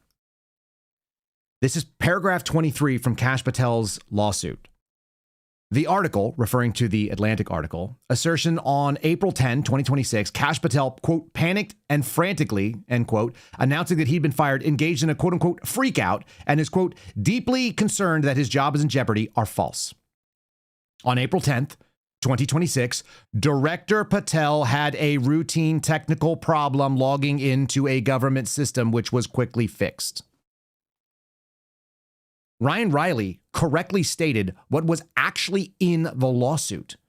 This is Jesse Banal's lawsuit, saying that he had a technical problem logging into the government system. If I had to speculate what it was, it's probably that he doesn't log into the system very frequently and he forgot how to get in, because that thing happens. I was an FBI agent. I know. People forget their passwords. You go on vacation, you're gone for like 2 weeks, you come back and you're like, oh, if only I had written it down on a Post-it note, but I don't because that's actually not allowed, so I don't remember how to get in. I don't remember what the code is. I haven't been on this system in freaking 2 months, and the password is gone. I got the password update warning, update your password, and I was like, nah, I'm busy. And then now I can't update my password. Like, that's a thing that happens. Director Patel's sole focus on carrying out the administration's law enforcement priorities. That's his sole focus, not remembering his passwords or learning how to log in. Prior to publication, the FBI expressly informed defendants that the firing rumor was a made-up rumor and that the freakout and job jeopardy claims were fabricated. Okay? He had a technical problem logging into a government system. The reporter's question is very straightforward. When you had the technical problem, which you cited in your lawsuit, and you've now denied, because that's weird, but the problem you had, did it result in you calling up people and asking, hey, have I been fired? It's a straightforward yes or no question. And what is his answer? Again, I'm going to play it back to you because it's getting so stupid. The computer login issue. Just explain the computer login issue. You were not able to log into your lawsuit contends that you were not able to log into the system. What did you think after you were unable to log into the system? Let's have a take survey. a survey. How many of you people believe that's true? Hang on. Did you communicate You with He said, let's have a survey again. That's the question. Let me answer it. No, let me. No. Did you communicate with anyone that you thought you were fired after Straightforward question. you were unable to log into? The problem with you and your report, don't cut me off. You asked the question. Don't cut me off. I'm not going to answer that question. I'm going to say something else. Let's have a survey. Let's ask a bunch of reporters like what they think happened when I'm the only person that was actually there who could answer the question. Let's draw a picture of spiders. I like spiders. I don't know why. I found out that Kash Patel apparently used to have a Spider-Man costume when he was in college. Look, the guy was arrested in when he was 20 years old for drinking underage and getting rowdy at a basketball game. He's had some alcohol problems. How serious that is, unknown. Not a big deal necessarily. I think plenty of people have gotten in trouble in college and turned out to be okay human beings. People I know, I'm sure. How about we saw him in Milan? We know that you were drinking on the job. Whether you were intoxicated or not, it's another animal, but you didn't really answer that question. You're just dodging questions. Why is that? Why is Kash Patel, the FBI director, when he's unable to take a serious and simple sort of hostile question and not be able to turn it into something? It's like, I appreciate the question. I can understand the reason why you guys might be concerned. I've seen the videos like you do. I don't think that accurately represents my job at the FBI. My job is to go and do these things. I'm going to do these things, and I'm going to focus in on it. But I do understand the American people's interest, and I want to get back to work. The less time we spend on this, the happier I'll be. Boop, grown up. Does anybody advise these people? He's just not that bright. He's just not smart. He answers questions poorly. He does a bad job of it. And so it's really worse when you're out there answering a question inaccurately according to your own lawsuit. Okay? So there we go. So let's continue on. This is the other funny thing. As I said, the Frank Figliuzzi thing was tossed out. There was another lawsuit that was tossed out. I think I got that one here. And this is Laura Loomer. She's also in the thumbnail. Why is Laura Loomer's lawsuit? Because she also sued somebody. She sued a comedian, Bill Maher. Literally, that's what Bill Maher does. He does a comedy show that's about news and politics. And she sued him because he said she was effing the president, or alleged a sexual relationship with President Donald Trump, which, unless I'm mistaken, I'm pretty confident she's made some allegations or she's insinuated similar things. The judge said that the comedian was very clearly making a joke, which I thought you were allowed to do. I thought you were allowed to do sarcasm. I thought you were allowed to do hyperbole. I thought you were allowed to do things that are called satire. I thought America was a country where we used to grow up, and when someone say, hey, can I do this thing? And you'd go, I don't know, man, free country. You can do this thing. Does that mean that if you say something, you get sued? I'm literally waiting for more. I'm waiting for more lawsuits because as a person with a podcast audience that is nothing compared to Bill Maher, and it's certainly not as big as the readership of The Atlantic, even though that's kind of a goofy publication to me, why is it that every minute that you go up against these people, I never once thought I would be sued when I was dealing with the Democrats in power? Doesn't that say something about how fragile and how stupid the people are that are in charge of, quote unquote, our party when our team has got the power? I just don't think there's a big difference. I just think their tactics are. And they're all trying to emulate Donald Trump, who's doing these scammy lawsuits. I'm going to sue you for $10 billion. I'm going to sue the IRS for $10 billion when I'm in charge of the IRS. Do you know what a grown-up would do if they took charge of something? And I don't think Donald Trump acts like a grown-up in this case. If you put me in charge of the FBI, or God forbid, you put me in charge of the country and the FBI was underneath me, I would shut it down. I'd be like, that thing's screwed with my family. You're done. There is no more reason for the IRS. Let's fund it with tariffs. That's what I claimed I was going to do. Why don't we do that? Wouldn't that be the option? Wouldn't you fire just like an entire swath of what the IRS was doing if they came after your family? No, you're going to file a lawsuit and try to take money from the American taxpayers. You're going to try and just scam us out. And that does seem to be what the Trump administration does. Transparently. How many of you were pissed off that you found out that the vice president's son, the son of the vice president of the United States of America, was running around the country with no skills and no particular reason, and he was getting $50,000 or $80,000 a month from a foreign country? You're like, this is transparently grifting. What do you call it when the son of a president has a company that gets a $24 million Pentagon contract and they're celebrating it right in your face and telling you that it's good for America on Fox News? And the company's chief strategy advisor, Eric Trump, President Trump's son. Congratulations to you both. Thank you so much for being here. Thanks, Maria. Thanks for having us, Maria. And the company's chief strategy advisor, Eric Trump. On the screen right now, Foundation Future Industries lands $24 million Pentagon contract. They're celebrating it on Fox Business because what we really need is we need the son of the president to go out and pull $24 million contracts for the companies that they're involved in. Like, congratulations to you both. Congratulations, you guys. Because you're doing a great job. You're obviously, we're the best people. And that's why we need to give you all the money. Yuck. At least the other side of the media is really going to cover this well, right? No, they're not. At least we're not going to have additional slopaganda shoved down our throats, right? There was another story about strange things going on in the press. Not just lawsuits, but going after and doing search warrants and interviews and intimidation of journalists who are covering stories. Now, I don't know what the correct story is here, to be fair. Like, I really don't. I don't have any inside knowledge into this, turns out. But the story broke yesterday that the New York Times, who I am no fan of, it turns out, ran a story, then got investigations when they were talking about death threats against Alexis Wilkins, who, by the way, is suing me for defamation for a thing that I don't know how it has any damage on her because she seems like she's bigger than ever. Everyone now knows her name, and no one did before they did the lawsuit. Oh, weird. I wonder if that's part of it. Here's definitely not CIA cover guy, definitely not wearing a CIA pin at this point. No CIA pin, just an American pin. I'm looking over the clip. This is definitely journalistically integral. Divorcee, totally conservative dude who left his wife for another woman at Fox News and needs to do the quote unquote limited, definitely not limited hangout. Here's Sean Hannity giving Kash Patel the answer to the question before he asked the question because he knows the answer to the question because he's known him for a long time. And he's definitely not doing a cover job right here, right? I mean, this is why it all ends up looking so fake and gay. This is, did you abuse the FBI to go after a journalist because you didn't like what they said? And he was like, because that doesn't sound like you would do. This is a spirit I have. Here's defamation. Here's Sean Hannity just like bumbling over, telling the answer to his guest, as usual. You know, I'm hesitant to ask you this next question, but I think you might want an opportunity to respond, only because with the New York Times, I remember there wasn't one, but there were 2 articles written about me of my mother or my grandmother, I don't remember exactly, listen to Sean Hannity's advice on COVID, they'd be dead. And I went to my lawyer, wanted to sue them. I was really pissed off. And at the end of the day, we decided not to go forward with it. But it was such a blatant lie. And I'm reading that they're going after you, that you used the FBI because you didn't like a story about your girlfriend. And is there any truth to that? Because I've known you a long time. It just doesn't sound like you. That was 41 seconds of setting up. That's a great screen grab, by the way, of Patel looking stoned out of his brain as he's about to answer this question.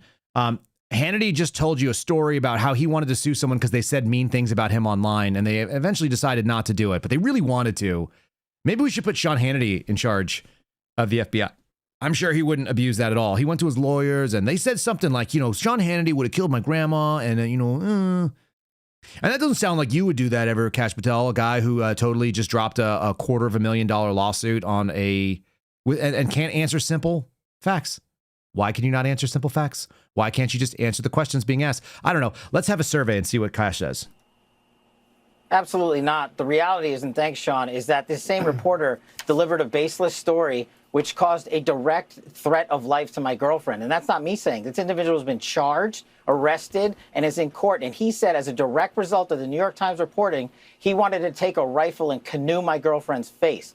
By the way, I read it. That's not what he said. He said someone should, I think, something to that effect. So he didn't say he was going to. The best part of it is that you're talking, this is a 45-year-old director of the FBI talking about the girl who is his friend that doesn't live in the same city, doesn't live in the same house, doesn't live in the same time zone as him, I think. Don't sue me on that one. I think it's Nashville's on a different time zone. Maybe it's not. They're like, it's a random chick in America that you know legally. Good thing she has an FBI security detail. We're going to protect not only me and my loved ones, but every American that is threatened. And the baseless New York Times came in over the top today and tried to delete that past reporting, refused to accept our comments, and refused to turn the attention to the actual court pleadings and the myriad of threats that have resulted to me and mine based on this baseless reporting. But here's the thing. You don't have any. You're a single grown-up man in your 40s with zero. You're a genetic dead end too right now, as far as I can tell. You're unmarried. You have no offspring. You have no mind. You have parents who are aging. And you've got a girl who is your friend who's in her mid-20s. Like, what does that have to do with anything? Why does, like, who cares about her threats to life? Honest to God, as an American, why is that relevant to anybody? Do you know how many threats on life we've gotten? Several. I had people report to the New Mexico State, what is it called? Department of Justice the other day. Somebody put in an online allegation that my wife has a cocaine problem, which is hilarious, by the way, if you've ever met my wife, which you haven't. But like, that was the allegation that went into the state on the hopes that somebody would come in and investigate my family or maybe send law enforcement to us, knowing that we're always armed. That's like a light version of the swatting thing. I had emails coming in for months saying, you're next. Here's your address. They got the address wrong, but they said the thing. So what? Oh, somebody threatened you. Welcome to America. People are jerks. That's what free speech is. They say dumb things. God knows where they're from. Like, the real answer is a grown-up. Like, I don't have a security detail. I'm one guy. And my answer is just book a one-way ticket if you want to come at me. Seriously, don't come at my family. Period. The end. I don't care. You want to threaten me? I think it's kind of amusing. It's like, oh, will they come in the night? Because I have my IR lasers set up properly now with my night vision helmet. That's my answer. Kash Patel's answer is I'm going to send an FBI agent to interview you. And then I'm going to be mad that the New York Times reported about something. It's just dumb. This is as dumb as this. That you're suing a guy who's a comedian because he made a joke about maybe you were boning the president, because the amount of stuff you do, which we would refer to as knob slobbery, except it's a little bit weirder from Laura Loomer because it's a little bit more personal. And it does seem like she's got some very emotional ties to what she's saying. It's like, yeah, he's a comedian. That's what he does. He says things over the top to make people laugh and to make them see the point. And that results in a lawsuit. It's gross.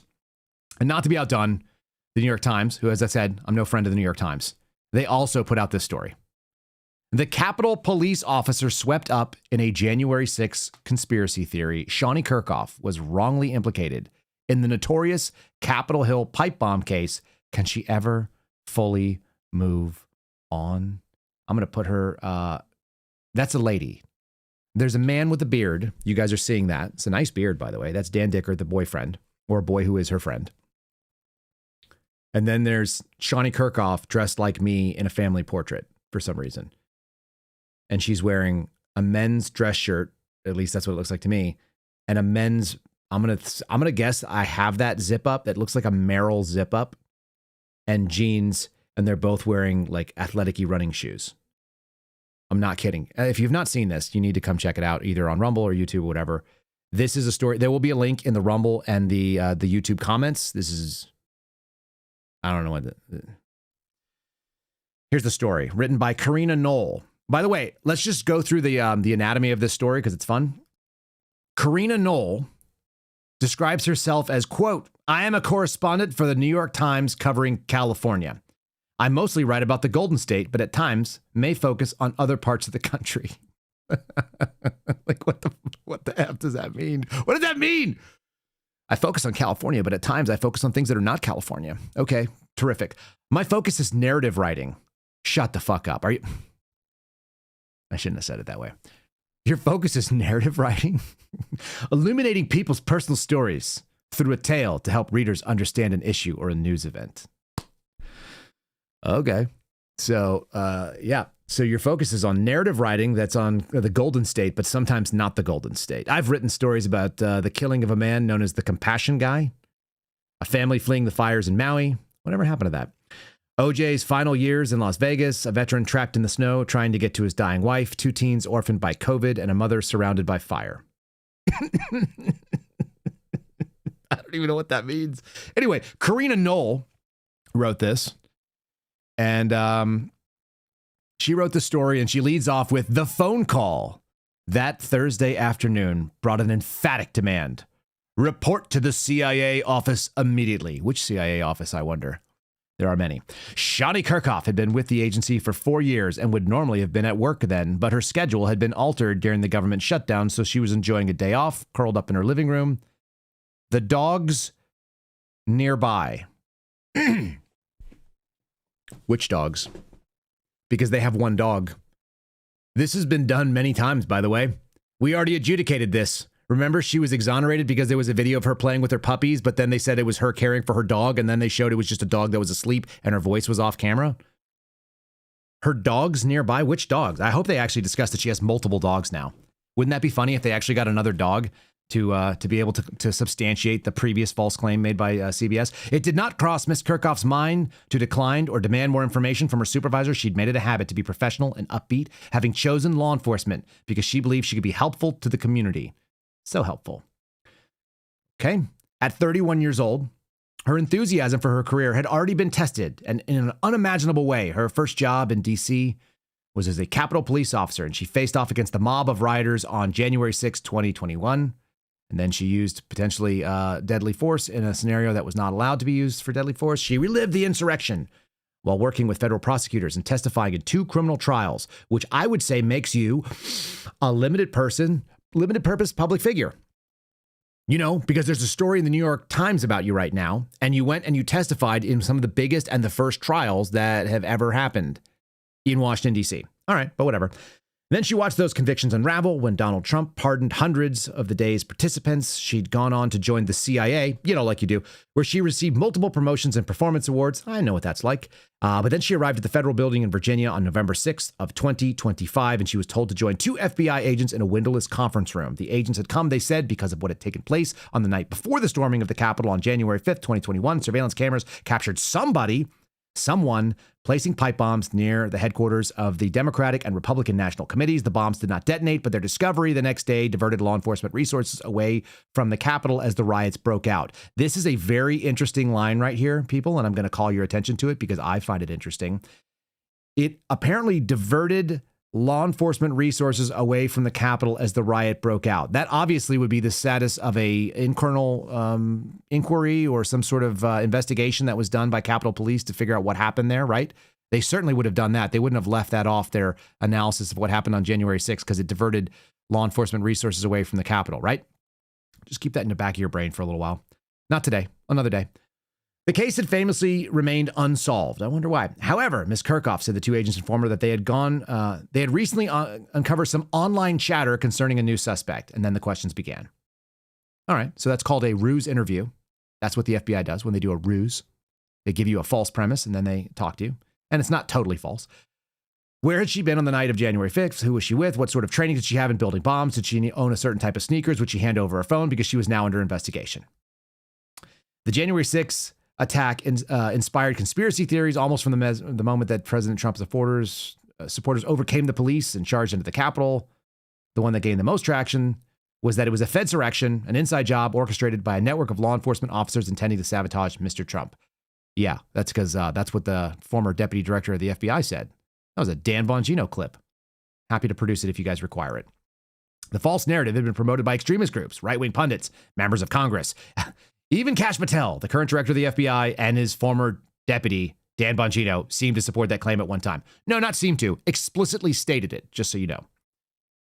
Particularly tantalizing subject to the Fedsurrection believers that the identity of the a particularly tantalizing subject to Fedsurrection believers was the identity of the Capitol Hill police bomber. The suspect was wearing a mask, a gray hooded sweatshirt, and Nike Air Max Speed Turf shoes while planting the bombs between 7:30 and 8:30 p.m. January the 5th, 2021. They left that out. Over the years, the FBI, working with other agencies, had a team devoted to the case while encouraging the public to study the footage individually. You may recognize... What the hell? You may recognize their gait, body language, or mannerisms. Who said that? Who would have said that? Guys, who would have said that? Said the FBI in a statement? A gait, body language, and mannerisms, and then they deliberately degraded the footage and put out 1 frame per second footage that was changed in aspect ratio, you know, because they wanted you to recognize the gait, the body language, or mannerisms. Roger that. The reward for information eventually grew to $500,000 that they knew they would never have to pay. In January of 2025, a congressional committee issued a report. This is the Loudermilk report we've covered ad nauseum here, scrutinizing what they saw as a stalled investigation. On that same day, the FBI released new detail, certainly not pressured by. The suspect stood approximately 5'7" tall. And then last fall, Blaze Media, an outlet with a news site, podcast, and a streaming app that billed itself as the home of dissent from woke capital, was putting together its own purported investigation. It promised to deliver a bombshell revelation. Then you have the Blaze piece on November 8th. I'm going to skip ahead. They said that there was a forensic match to the J6 pipe bomber. Sources say the officer was Shaie Kirkoff. The piece was written by Steve Baker and Joe Hanneman. Then they go on to, I don't know, quote unquote, discredit, because, if you want to do real journalism, you have to cover the Golden State and other places as well. You have to have a degree in journalism. And it turns out that's not what journalism used to be. That's why people like Matt Taibbi, the sort of old school gumshoe style, blue collar journalism, the guy with a notebook and a cigarette hanging out of his mouth and a bald head and wearing glasses, but taking down powerful people. That was what journalism used to be about. Mr. Baker was a musician from North Carolina who performed as David Bowie in a tribute act before focusing full-time on his personal blog. All true. Nothing he would run away from there. It's said that he was at the He has said that he was at the Capitol on January 6th as a journalist for his blog, although he was charged with trespassing and disorderly conduct. Okay. His case was dismissed as part of President Trump's sweeping clemency.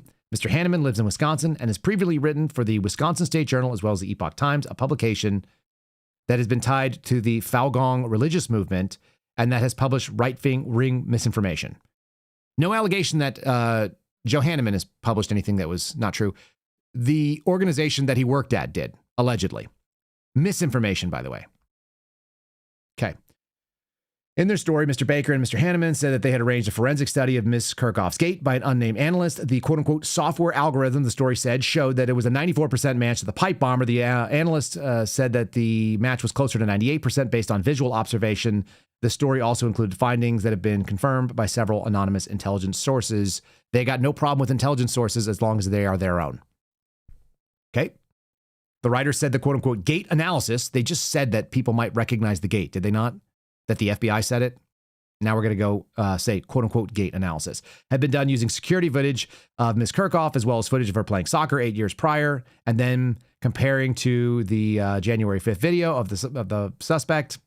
They concluded that her height, 5'7", which was written on her athletic bio, and the fact that she had a broken leg during soccer was more proof. The broken leg, they surmised, had given Ms. Kerkhoff a distinct limp, which they matched to that of the pipe bomber. Ms. Kerkhoff, in fact, made a full recovery and does not limp. Now seems like a good time to break away from this, huh? Should we break away from this nonsense and go to my file of videos? Let's see here. We have, I got to go to my desktop, so stand by. We're going to see this not limp, because obviously there wouldn't be a limp if there was no limp. You can't have a limp in your non-limp, correct? So let's see what we've got here. Shaie Kirkoff's gait. So this is the claim, is that she's walking, and they used footage from when she was in soccer. Okay. So pipe bomber on the bottom, walking on top. This is just old video, right? This is just old video. This couldn't be of any value to anybody forensically. It's too many years old. She had surgery. Fine. Okay, fine. All right. I'll take you at your word. We'll take that as though that were the accurate case. Because, yeah, old video. Nobody wants old video. There wouldn't be like other video that was also assessed, right? They wouldn't have had some other thing to compare it to. How would it be if they did? Oh, wait, that's from January 6th. Is that, you tell me, guys, is that a limp, chat? It seems like a right leg problem. Okay, we're going to go upstairs. Okay, fine. That's one. And then what about this guy? We played this on the show the other day too. So there's no limp. Look, maybe she doesn't have a limp. Maybe she's just pooped her pants, because that looks like a poop pants kind of walk. Or it's a limp on the right side. Take your pick. Could go either way. I don't know. When you tell me in the New York Times that you don't have a limp because she made a full recovery, I run in the same way. I run in the same way as Shaie Kirkoff when it comes to certain crossovers, because I broke my right tibia when I was in the military. And I was discussing it with Baker. It turns out you can actually have a full recovery. I can still run. I ran the other day. I ran like a 8:30 mile and then a 7:40 and a 7:10 mile back to back to back. I can run decent miles, not fast, but decent. And I can still do it. But I run differently than I used to because I broke some bones in my lower leg. And it's documented. Okay? You can make a quote-unquote full recovery and still have like a noticeable change in the way that your physiology presents in the world. The prospect of a Capitol police officer being the perpetrator if confirmed, could recast the entire story of January 6th. This is what Baker and Hanneman wrote at the time. The Blaze reinforced their findings by adding another editor who stopped by her home, which appeared to be under the watch of law enforcement. Actually, there was apparently a search warrant there, from what we understand. So there you go. A spokesperson for the office said that a whistleblower had come forward last year with an allegation about a security concern, which the agency documented and reported the employing of a agency person. So employing agency of the person was a member of the intelligence community. In other words, this is the backstory of Steve Baker brought this information to people in the IC, and then the IC sent it over to the CIA, and then they said, okay, well, we got to look into this woman, and so eventually you end up with this investigation internally. The piece accused someone of being the suspect in a federal crime, primarily based on her gait, a characteristic that can be affected by myriad factors. Researchers have cautioned that a gait study is meant to provide only supplemental information. And so they go on to basically say that this is a debunked story, and the only thing they had was the gait, if only that were the case. Turns out there's a lot more, so now we go into a personal profile. She's a really great lady. She was a great soccer player. She was a 4.0 student. She's the type of person, like, if nobody's going to answer the question, then I'll answer it to save the class. She was interviewed by the New York Times as a current CIA protective officer in maybe the first interview of a current CIA employee by the New York Times or anybody else, because they don't give that permission. Why does the New York Times get access to a CIA employee, and why does the CIA allow somebody who does not normally get to do it? Look, if I was at the FBI and there was a false allegation out there that I'd done fill in the blank thing, my agency cleared me and said, yeah, you didn't do it. And then they printed pieces about me. Somebody. Do you think the FBI is going to be like, hey, you have carte blanche to go forward and talk to our news outlet of choice and share whatever it is that you need to do to defend your name? Think that would be the case? Have you ever seen it happen before? I'm shaking my head no if you're listening. You have not. They go on to talk about how she's a soccer player. She began dating Daniel Dickert, which was a major revelation to a lot of people that read this story, because just the sort of way that she looks. They're self-effacing homebodies who like to spend their weekends with family, going on long runs. They moved in together and they plan to get married. That was in 2018. That's one of the beginnings. 2020, they both burned out with overtime hours. That's why he still works there. Now we go back to the FBI meeting. She had an odd feeling of relief. Oh, this can be cleared up. This is such an absurd notion. This is a very critically thought out piece, guys. This is a piece that was written by someone who's really trying to get to the bottom of things. And of course, do we see anything about the failed polygraph? No, we're still scrolling. Polygraph took about 30 minutes. Then she was interrogated for another 2.5 hours. She finally returned home. I've never felt more scared in my life. I worried I might go to prison for something I didn't do. Why would you worry about that? Weird. Okay, her father called her. Everything's going to be all right. That seems normal. Of course, they began blindly searching for a lawyer, and they ended up with the most expensive defamation lawyers in America. Cool. I think that's true. They're like $1,800, $2,000 an hour. That's pretty darn expensive for lawyers, guys, even in DC. She said, I'm flabbergasted. Is this why they're investigating me? Gate analysis. The conspiracy theorists ran with it, reposting the story as proof of a Fed insurrection. The report fueled podcasts and internet videos. Trolls swooped in with memes and slurs on social media, even adding comments to the videos of her soccer career. Strangers posted the name of the couple's street more than once, they said. A vehicle appeared to follow them. They completely neglect the part that's in the filing from Brian Cole Jr., that in November of 2025, the FBI started doing surveillance on her. So if she was being followed, stands to reason it was probably surveillance. If you're savvy, you can pick it up. Friends were outraged when this whole thing went down. I was floored, says a guy who's worked in emergency management for the United States Capitol Police for 15 years and trained Ms. Kerkhoff. There's absolutely no way she was involved in this. No way whatsoever. Okay, well, that's not a fact. That's just your opinion. Sounds good.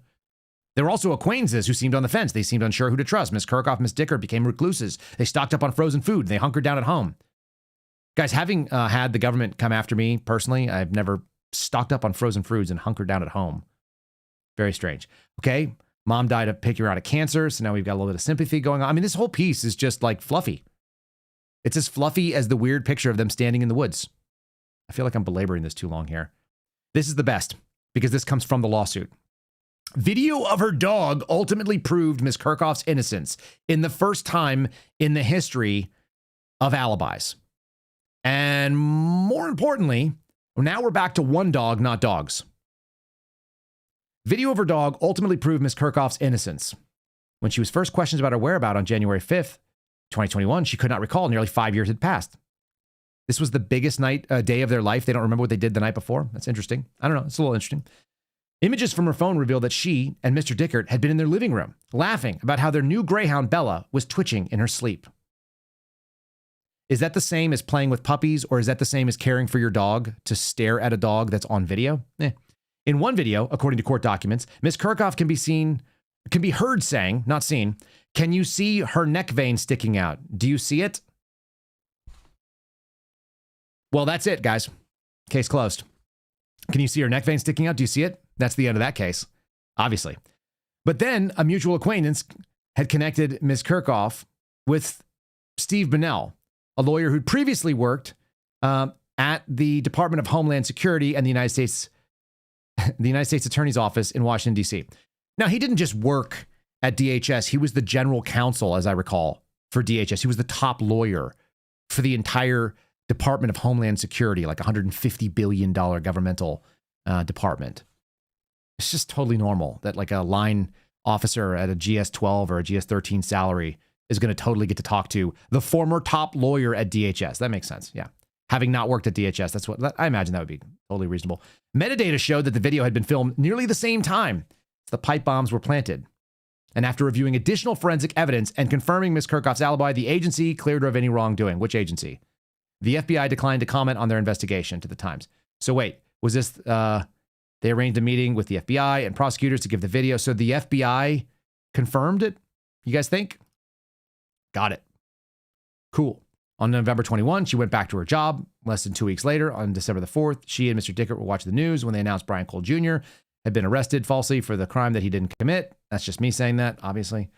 According to the court records, he had a purchase history of galvanized pipe, battery connectors, red and black electrical wires, steel wool, and kitchen timers, components of the bomb, none of which had anything to do with the actual timeline of January 6th. And remember, he did it because he was super mad about the election of 2020 going back to 2018. That's why people do it. That's why he was looking up the Anarchist Cookbook when he was 16 years old. But yeah, obviously this is the case. And then the FBI said that his cell phone data placed him in the area in question, and he admitted to owning a pair of Nike Air Max Speed Turf shoes, which they couldn't find because he apparently, quote unquote, threw them away because they got ratty, even though no one's ever seen him wear those shoes.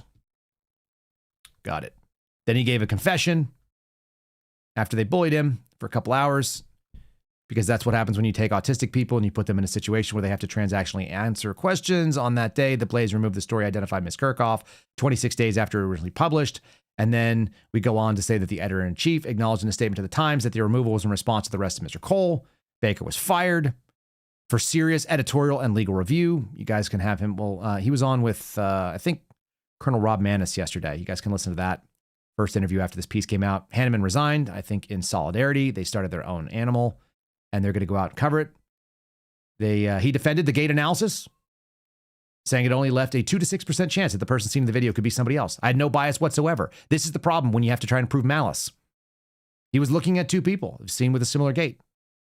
We've learned that the stories of her, while they were preparing it, they were watching it. He said he had a eureka moment. Here's the thing that nothing explains, and it's certainly not in this piece. And I'll post this so you guys can read it if you're so inclined. I got sucked into that story. You know what that story doesn't explain? Why did the FBI end up at the door next door to Shaie Kirkoff's residence 1 week after January 6th and put my surveillance team there? Why? What's the connection there? And we don't know. And the odds of randomly appearing that Steve Baker would pick a home of somebody that he connected to the pipe bomb, that the FBI had connected to the pipe bomb 5 years prior, 2 random households in Washington, D.C. There's something like 2.4 million households. The odds are trillions to 1. That's the unanswered question. And there's no malice in that question.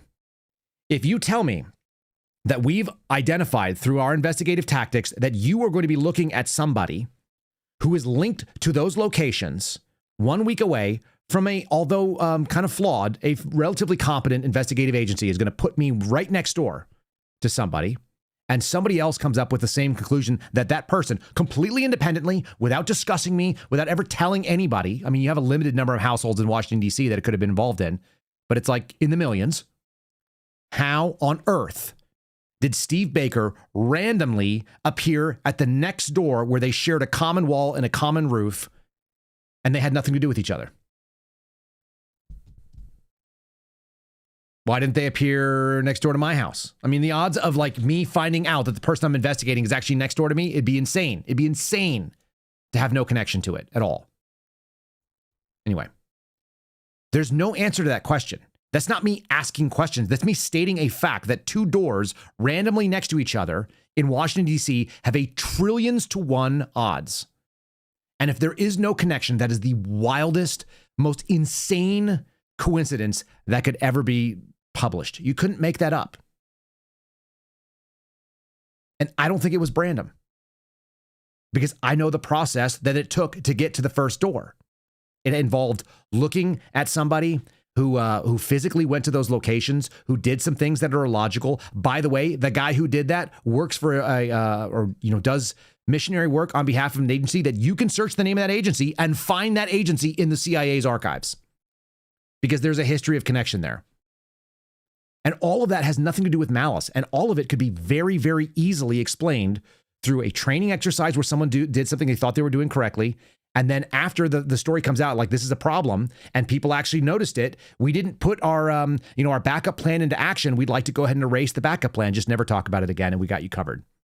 And by the way, we're going to move you into our organization. This is a very plausible theory that I don't think the FBI actually is investigating in real time. And here's the last little bit of it. As we sat outside of those doors for 2 days doing surveillance, we never saw the guy we were meant to see, whose name is not important at the moment, but whose name I have and who's been reported on.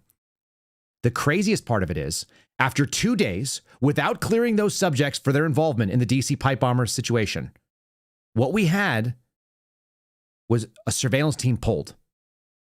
It was the single most terroristic thing that could have happened on that day. The idea that you would indiscriminately place pipe bombs, which I was told were not real, which I was told were not viable devices, as the FBI calls them, but we were called them inert, looked very bomb-like, is the recollection I have from the day of.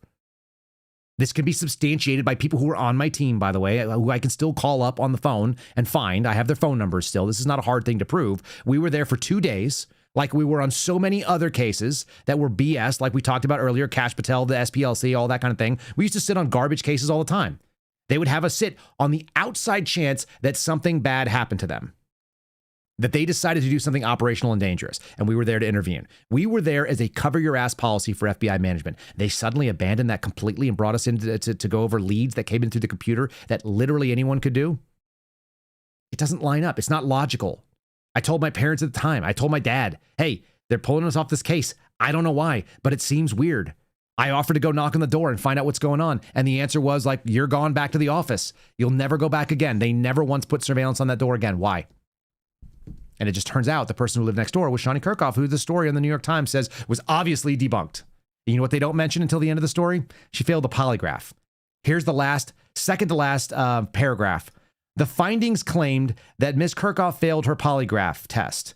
Ms. Bennell, who represented her during the investigation, said that the lie detector tests are a tool, not a truth machine, and pointed out that they're not admissible in evidence in court because their accuracy is unreliable. Let me also tell you that you don't get to keep your security clearance if you fail a polygraph test. Ask anybody with a clearance. Ask anybody with a clearance. You don't get to keep it. You don't get to keep doing your job. You fail a polygraph test at any place in the national intelligence sphere, you're done. Contractors do it weekly and monthly sometimes. Agents do it every couple years. They reinvestigate every FBI agent theoretically every year based on the financial disclosure you do, and then they do a full scope polygraph every 5 years. That's what they're supposed to do. This is freaking crazy. This is a crazy story, but it's being run by one of the official news outlets who might as well be the Sean Hannity of the left. And that's what it looks like. So there you go. Those are just two regular people trying to get by in a world full of conspiracies, alleging some crazy thing. And then it just so happens that the New York Times got to do a profile puff piece on them for the first time in the CIA's history that was allowed. And they publicize one of their employees who failed a polygraph, but it's no problem because she obviously didn't do the thing that they said. I mean, all of this stuff rings as garbage to me. It sounds like fake stuff. It sounds as fake as the AI story. It sounds as fake as something the press secretary says. So there you go. Did I miss anything that was important? Yeah, InfoWars. If you guys don't know this is kind of funny. I guess Alex Jones did a thing. I haven't talked to him today, but I'll reach out to him. I guess The Onion has now taken over InfoWars, so InfoWars is officially gone and dead. Here's your story from the AP News. I just want to at least cover it briefly. I'll get into it probably at some point. I'll talk to Alex on the Alex Jones Network now that they've changed. The Onion launches a new bid to take over Alex Jones's InfoWars platform. They want to turn it into a parody, and it sounds like their first parody story is right here. Exclusive from Rolling Stone. Red-pilled morning show host stars in the first clip from The Onion's InfoWars takeover. You're being lied to, says Jim Haggerty. No idea who that is. InfoWars is dead because I won't watch it, and I don't know who the hell the audience will be. So there you go.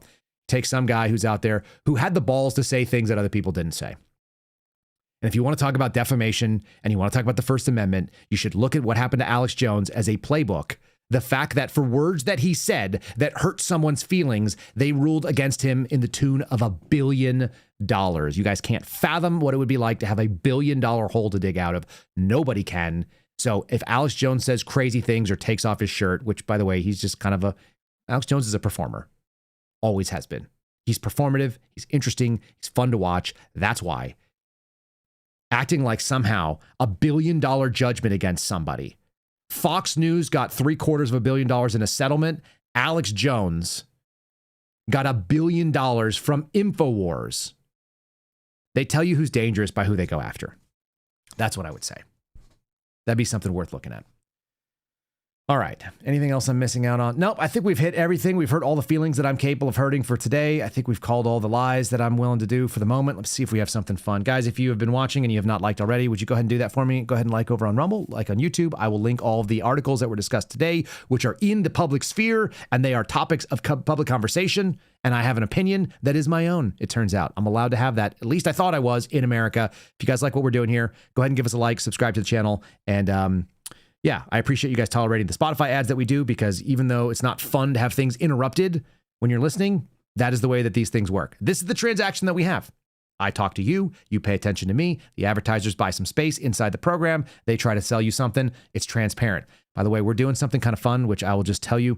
A gold company reached out to me. Yep, one of the big ones. And we're going to have a call. And we're going to find out what they're offering. And then I'll come back and tell you what they're offering.